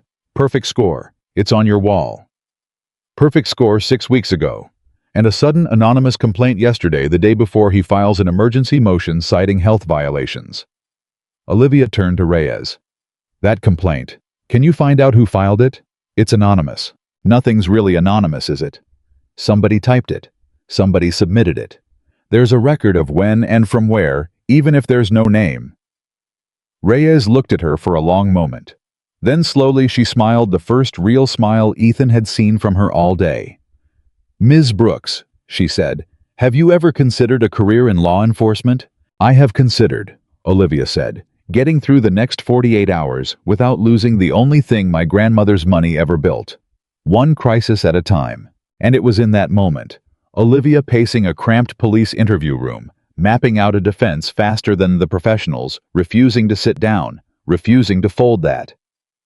Ethan finally fully understood what Daniel Hayes had never grasped in 20 years of knowing her. Daniel had looked at Olivia Brooks and seen someone soft, breakable. A woman whose worth he could dangle and withdraw, a target he could grind down with patience and money and cruelty. He had built an entire 20-year strategy on the belief that underneath her defiance was a frightened girl waiting to be told she was nothing. He had never once considered that the defiance was her. That the woman was not a soft thing wearing armor. She was the armor, all the way down. They spent the rest of Saturday and all of Sunday in a war room that was really just Ethan's kitchen table, with Mia doing puzzles on the living room floor within sight, and Reyes stopping by twice with folders she wouldn't email. Olivia called her flower supplier and got the real story a man had phoned, pretending to be from her own shop, and canceled the standing order, and the supplier, embarrassed, agreed to put that in writing. She called 2 longtime customers who'd left glowing reviews years ago and asked them plainly if they'd testify that her shop was clean, and both said yes before she'd finished asking.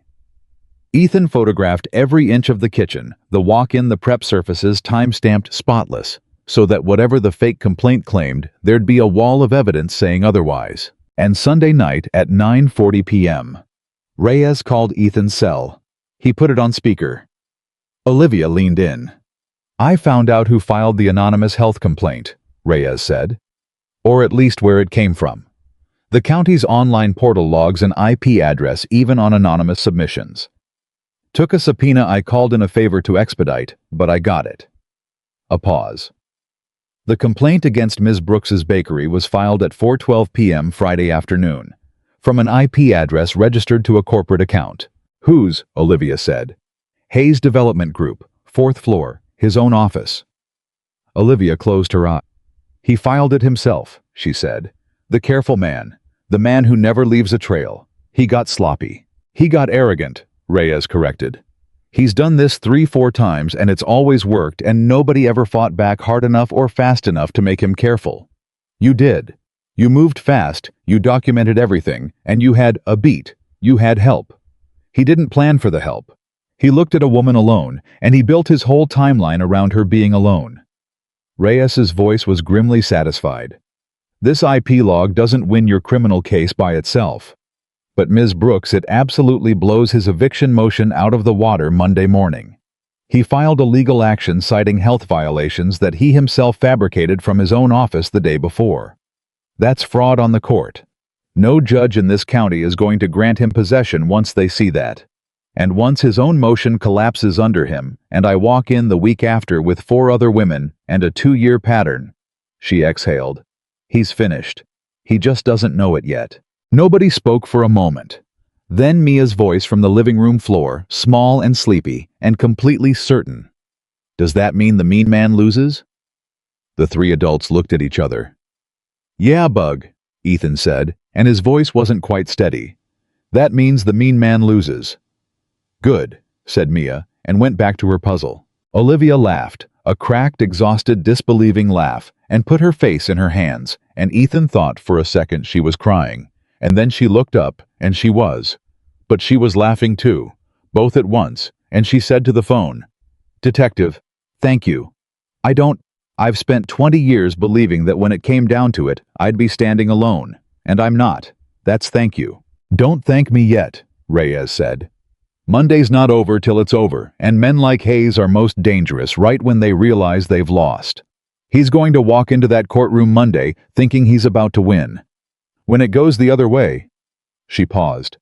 "Just be careful. All of you. A cornered man who's used to always getting what he wants doesn't lose gracefully. Watch your backs until this is done. I mean it." She hung up, and in the quiet kitchen with his daughter, half asleep on the living room floor, and the woman he was starting to understand he was falling for, sitting across from him with tears and laughter, both on her face, Ethan Walker felt the thing Reyes had warned about settle over him like a cold front. Because she was right. Daniel Hayes was going to walk into that courtroom Monday morning, certain he'd already won. And Olivia, the woman he'd spent 20 years and 14 months and 3 weeks and 1 long weekend trying to break, was going to be sitting right there when he found out he hadn't. Ethan looked at Olivia across the table. "He's going to be there Monday," he said. "In person. He won't be able to help himself. He'll want to watch you lose." "I know," Olivia said. "You okay with that being in the same room as him?" Olivia was quiet for a moment. Then she reached across the table, and for the first time all weekend, she was the one who took his hand. 20 years ago, she said. That man stood up in a room full of people and told them I wasn't worth marrying. And I sat there. I sat there, and I took it, and I believed him, and I let it shape every single day of the rest of my life. Her hand tightened on his. So no, Ethan. I'm not just okay being in the same room as him Monday. I've been waiting 20 years to be in a room with Daniel Hayes again. She looked up, and her eyes were dry now and steady, and there was something in them that made him almost pity the man who'd spent 2 decades underestimating her. Only this time, I'm not the one who's going to be sitting down. Monday morning came too fast and not fast enough. Ethan didn't sleep. He sat up most of the night at the kitchen table, and when he finally lay down around 3, he stared at the ceiling and listened to the quiet of his house. Mia breathing across the hall, the refrigerator humming the wind against the window, and he thought about how a week ago this had all been the ordinary silence of a lonely man's life, and how in 5 days it had become something he was terrified of losing. At 6, he got up and made coffee. He didn't drink. Olivia arrived at his door at 7:15, dressed for court in a deep green dress that she'd clearly agonized over, and Ethan knew she'd agonized over it, because the first thing she said before hello, before anything was, "Is it too much?" Be honest, I couldn't tell if it was too much. It's not too much, because I don't want to walk in there looking like I'm trying too hard, but I also don't want to look like I don't care. And I stood in front of my closet for 45 minutes this morning, like an idiot, and I kept hearing his voice. You know that thing he always... She stopped herself. It's stupid. It's not stupid. Ethan stepped aside to let her in. What thing he always said? Olivia looked at the floor. He used to help me pick out clothes, back then. He said I needed the guidance. He'd stand in the doorway of the closet and just veto things. This one makes you look bigger. That one's unflattering. You can't wear that, not with your arms. She laughed, but it was a hollow sound. 20 years later, and I'm standing in my closet at 6 in the morning, hearing a dead relationship tell me my arms are wrong. That's what he did to me, Ethan. He got in so deep I can't buy a dress without him in the room. Ethan was quiet for a moment. Then he said, "Can I tell you what I see? Because I don't have his voice in my head, so I get to see it clean." She looked up. I see a woman who built a business from nothing and kept it alive through a full-scale campaign to destroy it. I see somebody who's about to walk into a courtroom and beat a man with 10 times her money using nothing but her own paperwork and her own nerve. And I see her in a green dress that, for whatever it's worth coming from a guy who owns 4 flannel shirts, looks really, really good. He shrugged. That's what I see. The arms are, for the record, completely fine. Better than fine. But that's not the point. The point is, you could walk in there in a paper bag and still be the most dangerous person in the room because you're the one holding the truth. Olivia's eyes went bright. She blinked hard. You're going to make me cry before 9 a.m. She said. And I refuse to redo this eyeliner. It took 20 minutes. Then don't cry. Save it for when we win. When we win. She tried the words out like she wasn't sure they'd fit. You keep saying when. Because I've watched you all weekend, Ethan said simply. When? Mia's babysitter, a retired school teacher, 2 doors down, whom Ethan trusted completely and whose house had, at his request, been quietly noted to the local patrol after the text messages arrived at 7:40. Ethan crouched down to say goodbye to his daughter, and Mia grabbed his collar with both hands and said with the fierce seriousness she'd inherited from him, "Make the mean man lose Daddy." That's the plan, Bug. And take care of Miss Olivia. She gets a scared face and pretends it's not there. You have to watch for it. Ethan stopped. He looked at his 8-year-old, who in one weekend had apparently learned to read Olivia Brooks better than most adults ever would. Yeah, he said quietly. I'll watch for it, I promise. The courthouse downtown was a squat brick building from the 60s, and the civil docket ran out of a courtroom on the 2nd floor that smelled of old paper and floor wax. Detective Reyes met them in the hallway outside in a blazer instead of her usual jacket, and she was carrying a plain manila folder that she held like it was made of something more valuable than paper. "How are we feeling?" Reyes said. "Ready," Olivia said. "Good. Here's the situation.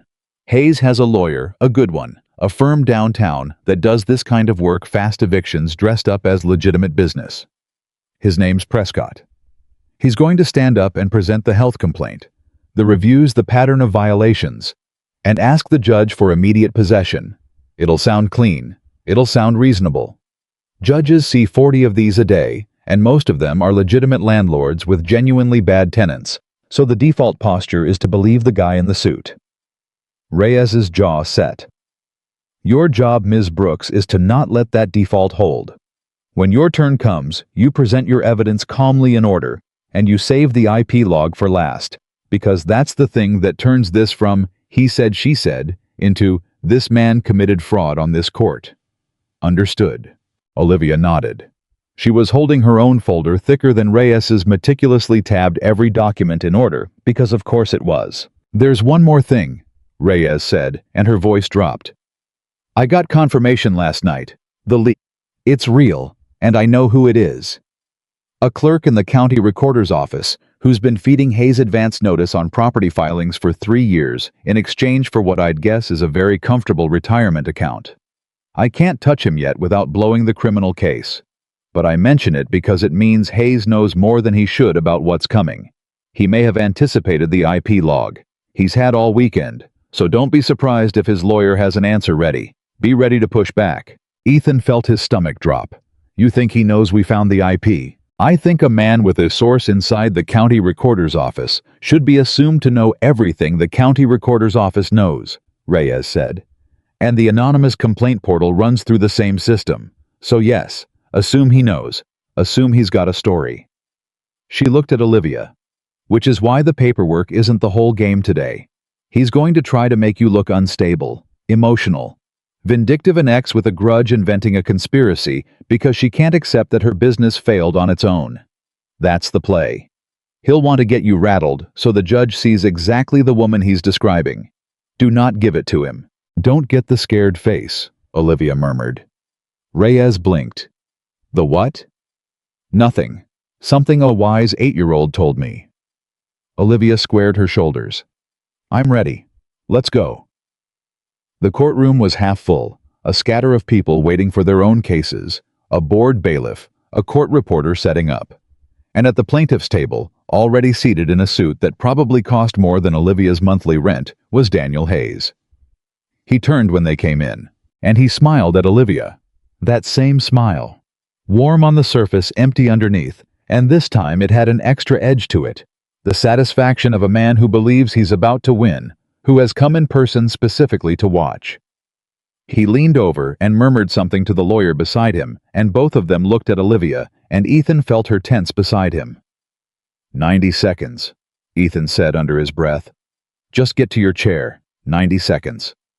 She got to her chair. The judge was a woman in her 60s named Harriet Calloway, with reading glasses on a chain and the specific weary patience of someone who had heard every lie a human being could tell and was no longer impressed by any of them.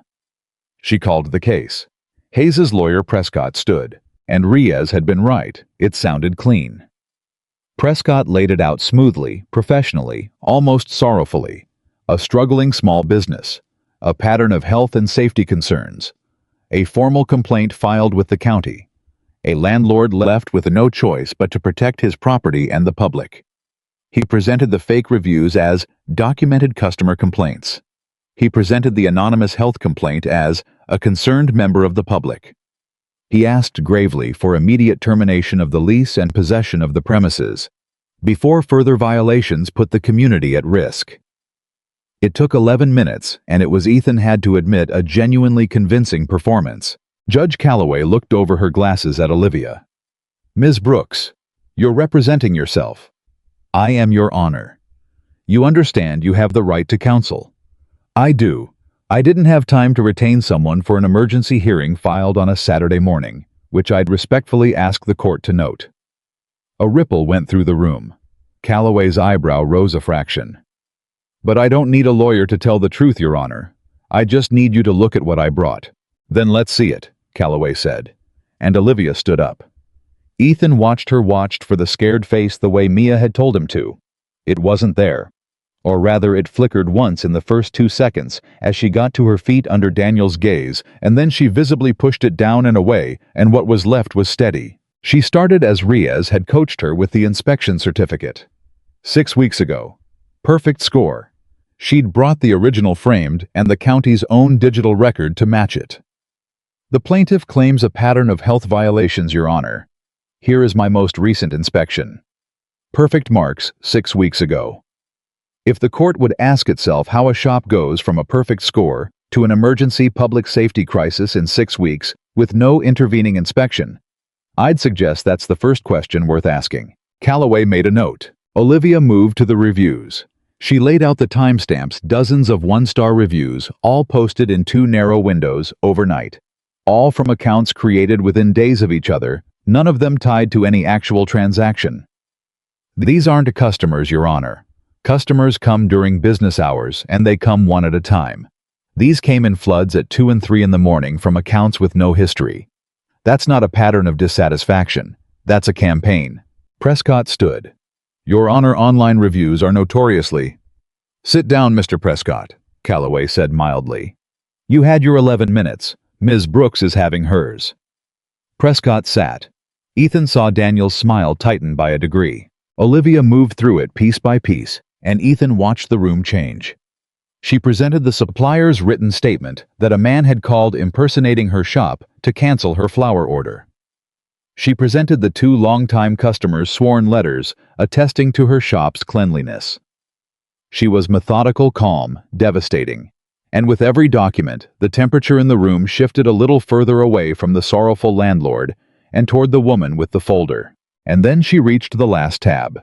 Finally, Your Honor, Olivia said, I'd like to address the anonymous health complaint that forms the basis of this emergency motion. The plaintiff describes it as coming from a concerned member of the public. I was curious who that member of the public was, so I looked into where the complaint came from. She drew out the IP log. The county's complaint portal records the internet address of every submission, even anonymous ones. The complaint against my bakery was filed Friday afternoon at 4:12 p.m., and the internet address it came from. Your Honor. Prescott was on his feet again, and this time his voice had an edge. Objection. We have no way to verify the provenance of this so-called log, which the tenant appears to have obtained through— It was obtained through a subpoena, said a new voice. The whole room turned. Detective Reyes had risen from the gallery, badge already in her hand, holding it up. Detective Sandra Reyes, Your Honor. The subpoena for that IP log was issued through my office as part of an active investigation. The log's authenticity can be verified through the county IT department, and I'll provide the chain of custody if the court requires it. She let that sit for a beat. The complaint against Ms. Brooks's business was filed from an IP address registered to Hayes Development Group, the plaintiff's own corporate offices, 4th floor. The courtroom went very, very quiet. Ethan watched Daniel Hayes's face, and he saw the exact moment the smile died. Not slowly, all at once, like a light switched off. For one unguarded second, the mask was completely gone, and what sat underneath was something cold and calculating. And for the first time afraid, a man recalculating at high speed, realizing the ground had moved. And then, remarkably, the mask went back up. He leaned over to Prescott and whispered urgently, and Prescott's face did a complicated thing, and Prescott stood. Your Honor, Prescott said, may I have a brief word with my client? You may not, Calloway said. I'd like to hear from your client directly, actually. Mr. Hayes. Would you care to explain to this court why an anonymous health complaint against your tenant, the complaint on which you have based an emergency motion to seize her business, appears to have originated from your own offices? Daniel Hayes stood, and here was the thing Ethan would remember most about that morning, the thing that told him more about the man than any note or threat or shell company. Because a lesser villain would have panicked or blustered or denied. Daniel Hayes simply smiled, spread his hands, and adjusted live in real time into an entirely new story. Your Honor, I'm grateful for the chance to clear this up, Daniel said, warm and easy and reasonable. The complaint was filed from my offices because I filed it. I'm not going to hide from that. I've been trying for months to help Ms. Brooks quietly without embarrassing her. I hold the lease on her building. I've watched her business struggle. I've watched her fall behind. And yes, when I became aware of genuine cleanliness concerns raised by customers, I filed a complaint because I have a legal and moral obligation to the public who walk into a food establishment on my property. He turned just slightly toward Olivia, and his voice softened into something that was almost pity. And it was the cruelest thing Ethan had ever heard, because it was designed to be. Your Honor, I'll be honest with the court about something painful. Ms. Brooks and I have a history. We were engaged long ago. It ended badly, as these things do. And I think she's never quite forgiven me. I think she sees my involvement with this building as something personal, something sinister, when the truth is much sadder. The truth is, her business is failing, and rather than accept that she's constructed a story in which I'm a villain persecuting her. I understand it. I even feel for her. But I can't let a woman's private grievance against me endanger public safety, and I can't be painted as a criminal for filing a complaint I had every right to file. It was masterful. Ethan felt it land in the room. He watched Judge Calloway's expression turn thoughtful, watched even Reyes's jaw tighten, because Daniel had just done the thing they'd feared most. He'd taken the strongest piece of evidence against him, the IP log, and absorbed it, owned it, and turned it into proof of his own transparency and Olivia's instability. He'd made the truth into part of his story. And Ethan watched Olivia. He watched the scared face start to come. He watched 20 years of a man's voice in her head. You always fold, you construct stories, you can't accept reality. Someone like you, rise up in a single wave. He watched her hand tremble on the folder. Daniel had aimed the whole thing at exactly that wound. The oldest one. The one that said, maybe he's right. Maybe I am the crazy one. Maybe I did make this up because I couldn't stand to fail. And then Ethan saw her look down at her folder. At her grandmother's careful, ordinary faith in keeping important things safe. At the photographs of every note. At the dates, the timestamps, the whole meticulous record of a woman who, even while telling herself it was nothing, had never once actually believed it was nothing. And Olivia Brooks lifted her head, and she did not get the scared face. Your Honor, she said, and her voice was clear, and it did not shake. May I respond? Please. Mr. Hayes says I've constructed a story, that my business is simply failing, and I've invented a villain to avoid facing it. She set her hand flat on the folder. I'd like the court to notice something about that explanation. It requires me to be either a liar or a fool. Those are the only two options he's ever offered me. For 20 years. She let that sit for half a second. So let me offer the court a third option, that I'm neither and that I can count. Mr. Hayes says he filed the complaint out of concern for public safety based on genuine customer concerns. But my last inspection 6 weeks ago was perfect. There were no genuine concerns because there was nothing to be concerned about, which is why the complaint had to be anonymous and had to be filed from his own office because no actual customer had a complaint to make. Prescott shifted. Daniel's smile held, but it was working now. He says our history makes me see him as sinister. Olivia went on. Let's talk about our history then, since he brought it into a courtroom. Mr. Hayes purchased this building 14 months ago through a shell company called Meridian Holdings, which is one of 9 shell companies that all trace back to Hayes Development Group.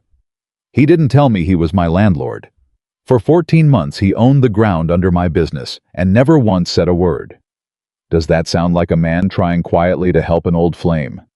Or does it sound like a man who found out where I'd landed and bought it out from under me? Calloway was watching Daniel now, not Olivia. And here is the part, Olivia said, that I'd ask the court to weigh most carefully, because Mr. Hayes is a careful man. He's built his whole life on being careful, and a careful man who wanted me gone and who owned my building had a dozen legal ways to do it. He could have declined to renew my lease. He could have raised my rent. He could have waited 8 months and let me go quietly, and no one would ever have asked a single question. She took a breath. So the real question isn't whether he's helping me or hurting me. The real question is, why the rush? Why fake reviews and anonymous complaints and an emergency motion filed at 7:30 on a Saturday morning when he could have just waited? What's the deadline, Your Honor? What is Daniel Hayes so afraid of that he couldn't wait 8 months to do this the legal way? And there it was. The question she'd first asked at Ethan's kitchen table on the worst night of the weekend. The question none of them had been able to answer, laid down now in open court in front of a judge. Daniel's face didn't move. But Ethan, watching him, saw his hand close slowly around the edge of the table. I don't have to answer that, Daniel said, and his voice had cooled several degrees. "This is an eviction hearing, not an interrogation, Your Honor. This is exactly the kind of paranoid narrative I'll decide what's relevant in my courtroom, Mr. Hayes," Calloway said, and the temperature of her voice had dropped too. She looked at Reyes. "Detective, you said this IP log is part of an active investigation. An investigation into what precisely?" Reyes stepped forward, and Ethan realized watching her that this was the moment she'd been protecting all weekend, the reason she'd kept everything on paper off the systems Daniel might be reading. "Into a pattern, Your Honor," Reyes said. "Hayes Development Group has acquired at least 4 small commercial properties over the past several years through shell companies. In each case, the previous tenant experienced a sudden coordinated campaign of harassment, fabricated reviews, canceled supplier contracts, anonymous complaints, and in at least 2 cases break-ins shortly before selling or vacating at below market value. Ms. Brooks is not the first. She is the 4th that I've confirmed, and she is the first one who documented everything and didn't run." Reyes let the folder in her hand rise just slightly. "I have statements from prior victims willing to testify. I have the property records. And as of this morning, I have this hearing on the record, in which Mr. Hayes has confirmed under his own account that he filed a fabricated health complaint against a tenant with a perfect inspection score." She looked at Daniel. "As to the deadline Ms. Brooks asked about, Your Honor, I'd want to check the zoning filings on this block before I said for certain. But in my experience, when a developer is in this much of a hurry to clear a corner, it's because he's already sold the empty version of it to someone else, and he has a closing date." The silence that followed was absolute. Ethan was watching Daniel, so he saw it. Saw the precise instant the man understood he had lost. Not the eviction. Everything. Saw him look at Olivia, and for one final unguarded moment, the mask came all the way off, and what was underneath was not the cold calculating businessman, and not the warm reasonable pillar of the community. What was underneath was rage. Pure disbelieving wounded animal rage. The fury of a man who had spent 20 years certain of one thing, that Olivia Brooks was weak, that she would fold, that she was his to break, and who was now watching her stand in a courtroom and take him apart with a folder full of paper and the simple refusal to be afraid of him anymore. And Olivia looked back at him. She didn't flinch. She didn't gloat. She just looked at him steady for a long moment, and then she said quietly, "Not for the judge, just for him. You told me once I was lucky someone like you chose me." The room was silent. "I've spent 20 years believing that," Olivia said. "That your choosing me was the best thing that would ever happen to a woman like me. And that when you unchose me in front of everyone, you were just telling the truth. Other people were too polite to say." Her voice didn't rise. It didn't need to. "I want to thank you, Daniel, because you came back, and you tried to take the one thing I built without you. And in doing it, you finally showed me something I couldn't see for 20 years. She almost smiled. "You never left because I wasn't enough. You left because you couldn't stand that I might be. And you came back for the exact same reason. A woman you couldn't control built something good, and you couldn't stand it, and you'd rather burn it down than watch her be happy without you." She shook her head slowly. "That's not the behavior of a man who thinks I'm worthless, Daniel. That's the behavior of a man who's terrified I'm not. You've been afraid of me the whole time." Judge Calloway let a beat pass. Then she took off her reading glasses. "Mr. Hayes," she said, "the plaintiff's emergency motion for possession is denied. Emphatically, I'm further ordering the tenancy protected pending resolution of Detective Reyes's investigation, and I'll be forwarding a transcript of this hearing to the district attorney's office myself, along with a note recommending they read it closely." She set the glasses down. "You filed a fraudulent complaint and brought it into my courtroom dressed as a public safety emergency. I've been on this bench 22 years, Mr. Hayes, and I'd like you to understand that I recognized exactly what you were the moment you started feeling sorry for the woman you were trying to evict. We're adjourned."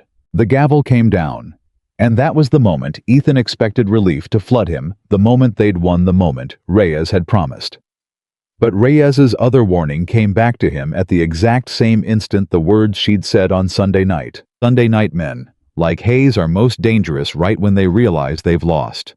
A cornered man who's used to always getting what he wants doesn't lose gracefully. Because Daniel Hayes was standing up. And he was not gathering his papers, and he was not conferring with his lawyer, and he was not doing any of the things a defeated man does in a courtroom. He was walking toward Olivia. Prescott grabbed for his sleeve and missed. The bailiff started to move, and Daniel Hayes crossed the space between the two tables fast, his composure finally fully gone.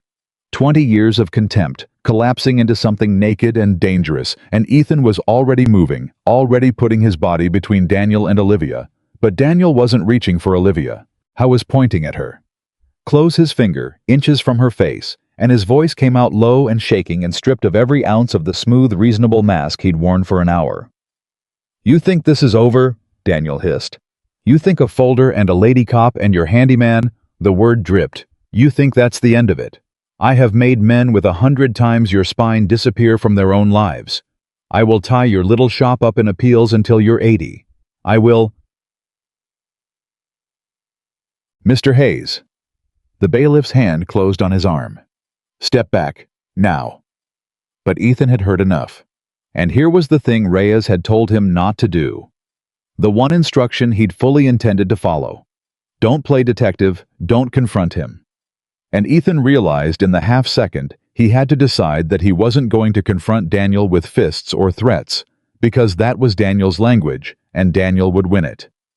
He was going to do something worse. He was going to be calm. Ethan stepped in, gently, moved Olivia half a step behind him with one hand, and looked Daniel Hayes dead in the eye, and he did not raise his voice at all. "You texted my daughter's name to my phone," Ethan said quietly. "Saturday morning, 6:15. You said she bakes now. You wanted me to know you'd been watching an 8-year-old. He let that sit. "Detective Reyes has that text. It's on the record now along with everything else. So here's what's going to happen, Daniel.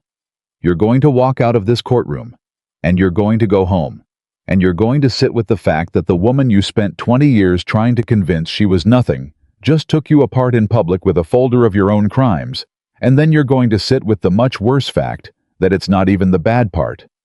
The bad part is the investigation. The bad part is the other 3 women. The bad part is your closing date, whatever it is, evaporating while you sit in a lawyer's office watching this all come down." Ethan tilted his head. "You spent your whole life making people afraid, and you just found the one woman who documented every second of it. I'd say you should be more careful whose problems you make your own." A beat. "But I think it's a little late for that." For a long moment, Daniel Hayes just stared at him, breathing hard, and Ethan watched the calculation run behind his eyes and come up empty. Watched him understand that there was no move left, no angle, no version of this room where he walked out the winner. Then the bailiff pulled him back, and Prescott had his other arm, and they were steering him toward the doors, and Daniel Hayes went. But at the threshold, he turned around one last time and looked at Olivia, and whatever he was searching for in her face, whatever flicker of the frightened girl he'd spent 2 decades feeding on, he didn't find it. She just looked back at him calm and whole, and entirely unafraid, standing next to a man in a flannel shirt and a detective with a folder, and Ethan saw the thing that finally broke. Daniel Hayes wasn't losing the building. It was that she wasn't scared of him anymore. And she was never going to be again. The doors swung shut behind him, and the courtroom exhaled. Olivia stood there for a second. Then her legs seemed to remember they were legs, and she sat down hard in the chair, and she put both hands over her face, and this time she did cry. Great heaving silent sobs, 20 years of them, and Ethan crouched down beside her and put his arm around her shoulders and didn't say anything at all, because there was nothing to say, because some things you just have to let a person finally put down. "I did it," she said into her hands. "I did it. I didn't fold. He said I'd fold, and I didn't." "You didn't fold," Ethan agreed, his voice rough. "You never were going to. I don't think you had it in you. I think that's the one thing he never understood about you." Reyes came over, folder tucked under her arm, and she looked down at the two of them, and the grim professional mask cracked at last into something warmer. For the record, Reyes said, that was the best self-representation I've seen in 20 years of courtrooms, and I've seen actual lawyers do it worse. She crouched too, so she was eye level with Olivia. It's not over, you understand. He's right that he can drag things out. Rich men always can. There'll be appeals, there'll be lawyers, the criminal case will take months. This isn't the ending. But Ms. Brooks. She waited until Olivia lowered her hands. You kept your shop. Today you kept your shop. And you handed me the case that's going to take him down for good on your own with your own 2 hands. So whatever comes next, you go home today, knowing you didn't run, and you didn't fold, and you didn't hand him a single thing, not one thing. Olivia wiped her face.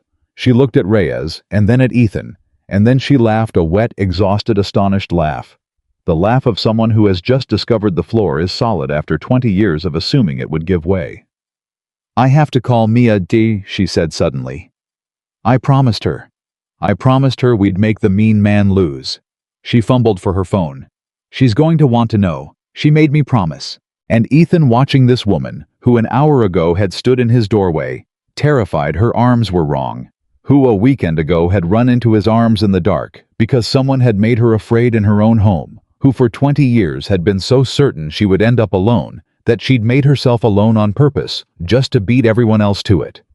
Watching her reach for the phone with shaking hands, because the first person she wanted to tell was his daughter. Ethan understood something with a completeness that frightened him a little. He didn't want her to go back to being his neighbor. He wanted her at his kitchen table.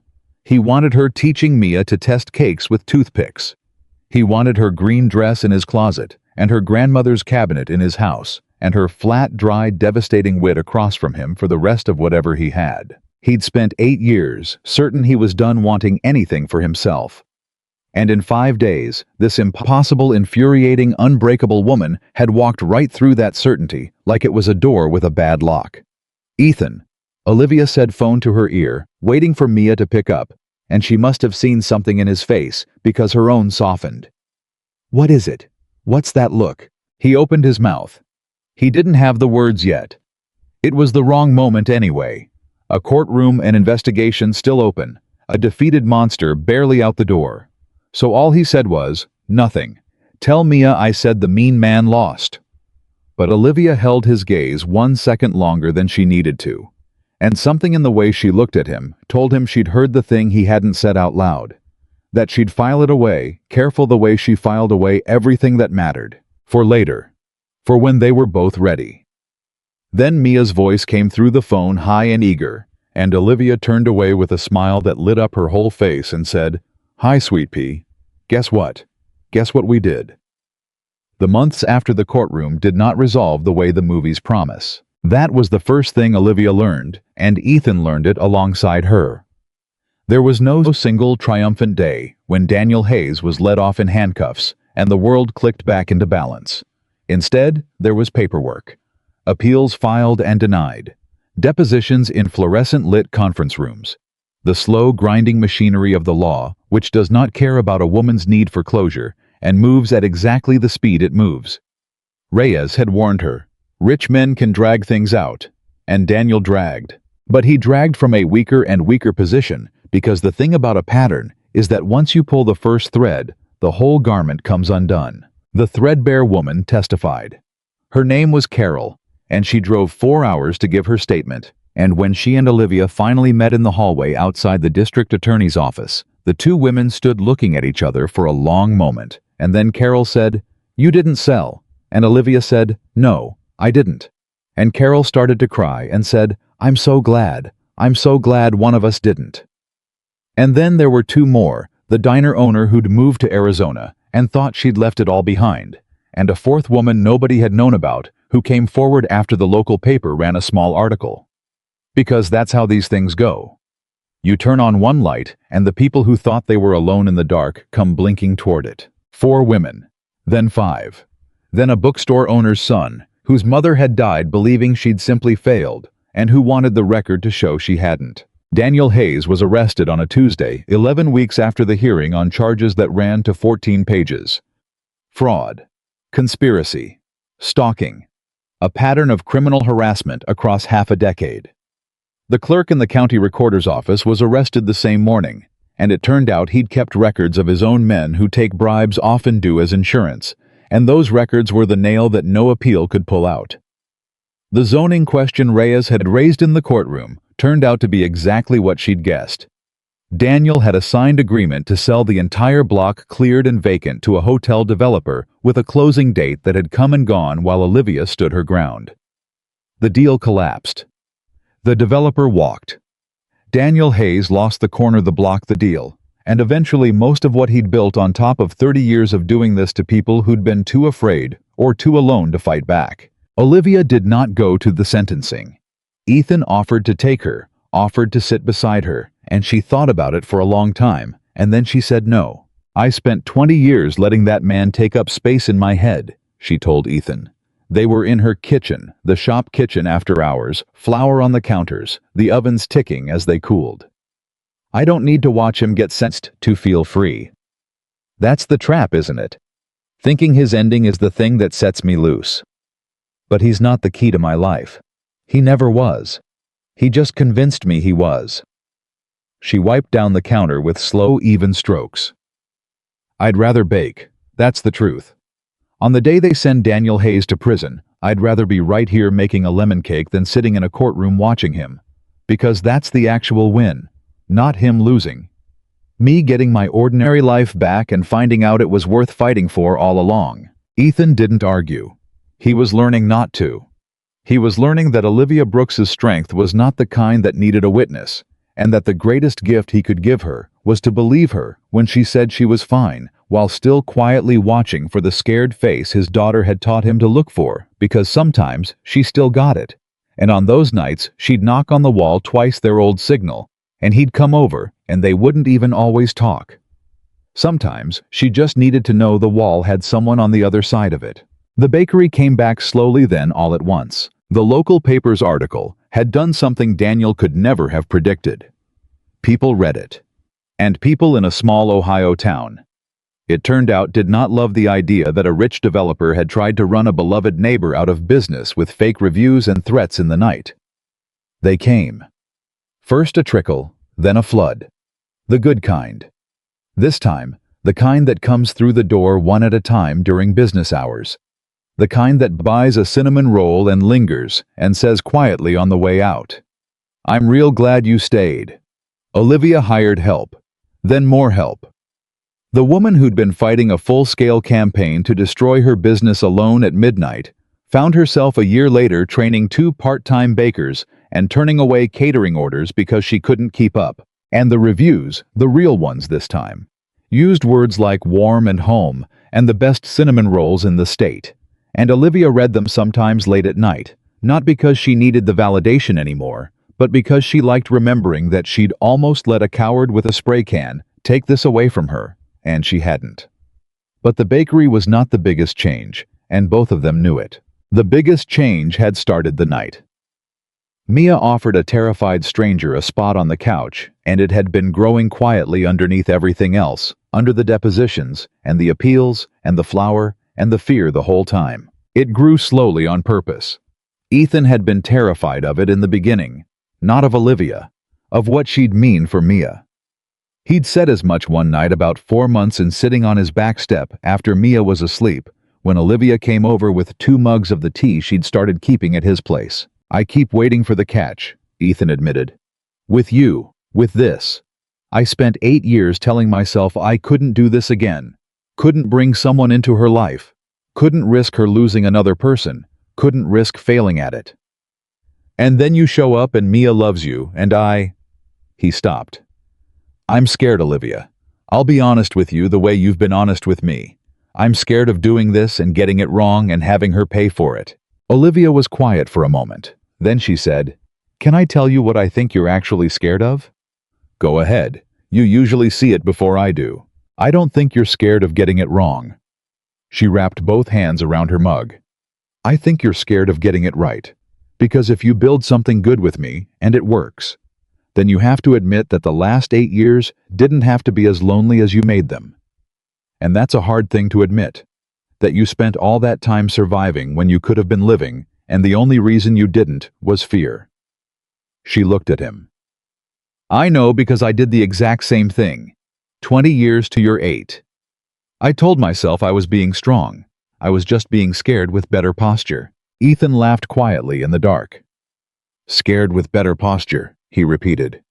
God, that's the whole thing, isn't it? That's both of us. That's both of us. She bumped her shoulder against his.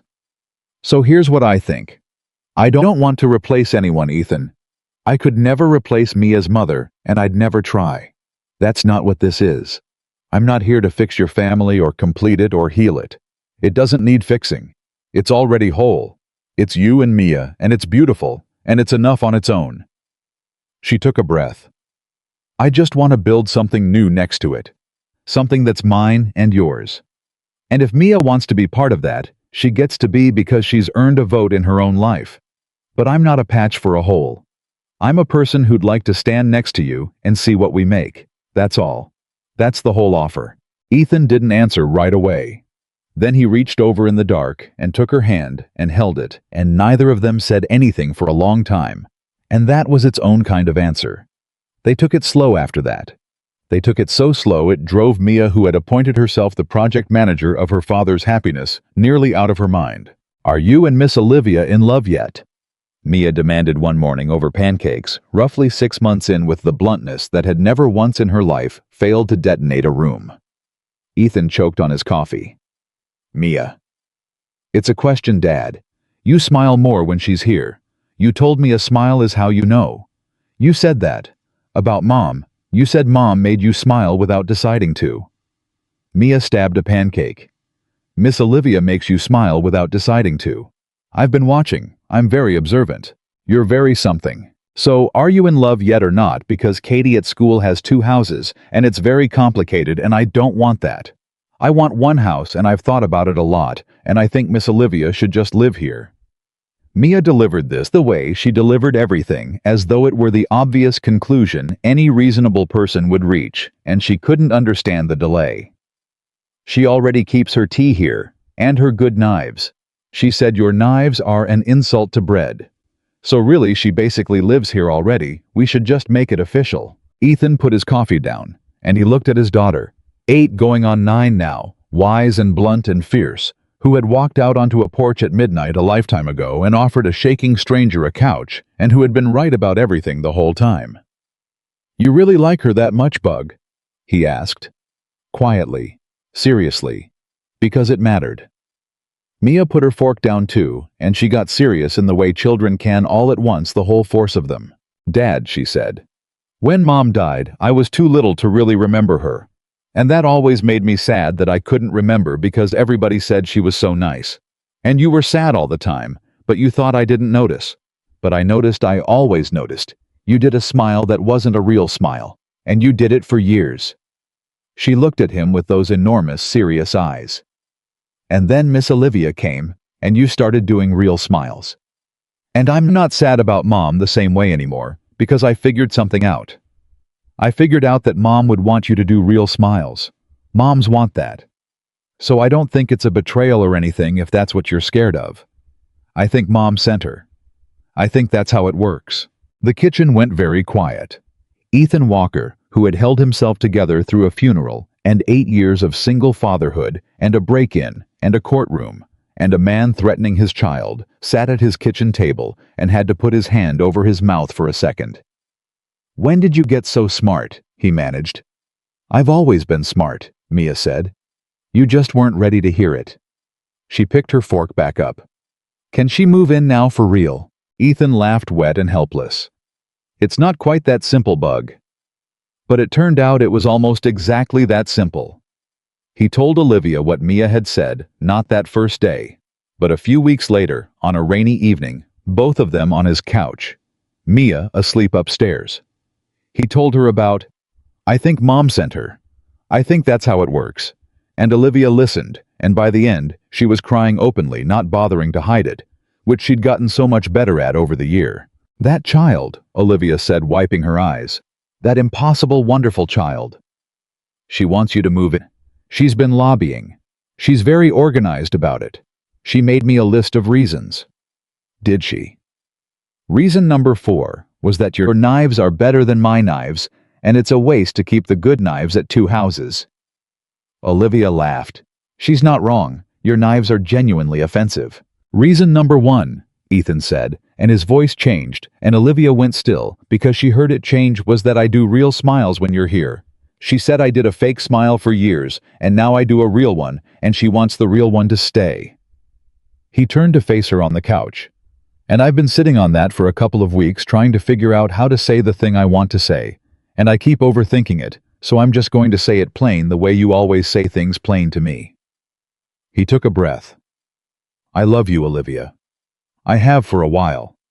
Probably since the night you took my daughter's hand and told her being brave was for the daytime, and I watched a woman who was terrified out of her mind still find it in her to comfort a scared kid. I think I loved you a little from right there.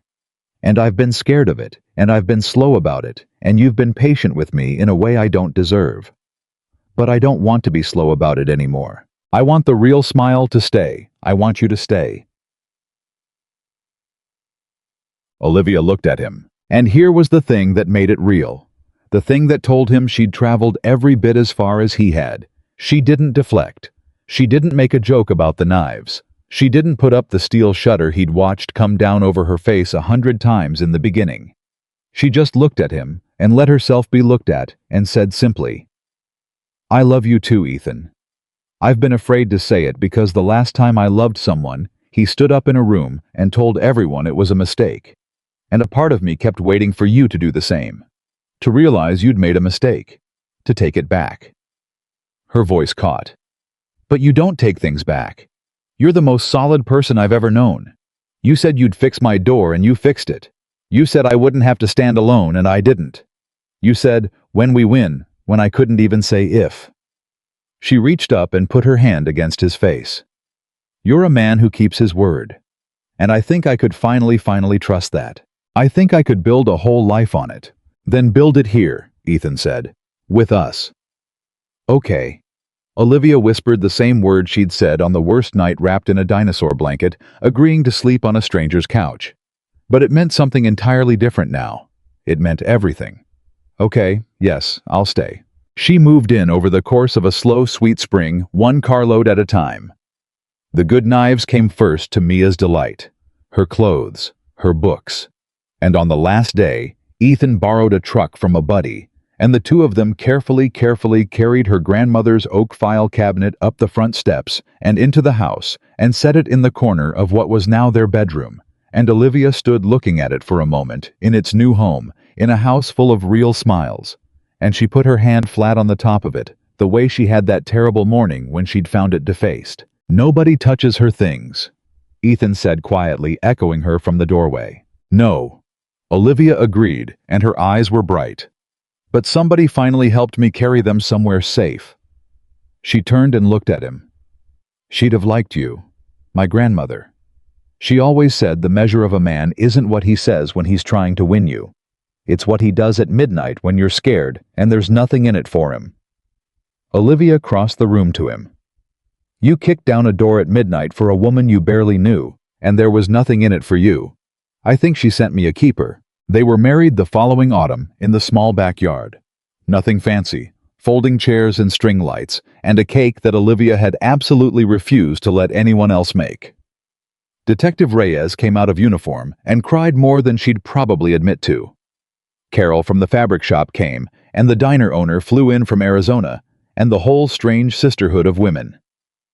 Daniel Hayes had tried to break sat together in the second row and held hands during the vows. Mia was the flower girl, and also, at her own insistence, the ring bearer, and also arguably the officiant's assistant, and also the master of ceremonies, and nobody minded, because it was clear the whole thing was at least 50% her doing anyway. And late that night, after the guests had gone, after Mia had finally crashed in a heap of tulle and joy, Ethan and Olivia stood in their kitchen, because it was always the kitchen with them. It had been the kitchen from the very first night, and Olivia was in her wedding dress, with her shoes off, and Ethan was in a jacket he'd already half untucked from, and it was quiet, and it was theirs. "Can I tell you something?" Olivia said, "that I've never told anyone. Always. That first night, when I ran into your arms. She looked down at her bare feet on the kitchen floor. "I've let everyone believe I ran to you because I was scared, because someone was in my house. And that's true. But it's not the whole truth." She looked up. "The whole truth is that for months before that, I'd watched you. Through the window. With your daughter. And I'd think there's a man who loves someone completely and asks for nothing back. And I was so lonely, Ethan. I was so lonely and so tired of being strong. And some nights I'd watch you two through the window and I'd think that's what safe looks like. I forgot what safe looked like, and then I saw it next door." Her voice trembled. "So when I was scared and I ran out my door and you were there, I didn't run to the nearest person. I ran to you. Specifically you.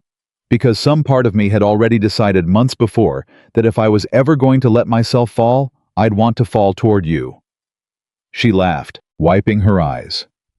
"I was too proud to say it. Too scared. So I let everybody think it was just fear and adrenaline. But it wasn't. I chose you that night. I just didn't have the courage to admit I was choosing until much later." Ethan absorbed that. And then he crossed the kitchen and took her face in both his hands and kissed her slow and sure, the kiss of a man who does not take things back. "I've got you," he said against her forehead. The same words. The very first ones. "I've got you. I always did. I always will." Outside, it began softly to rain. The same rain that had fallen on the night.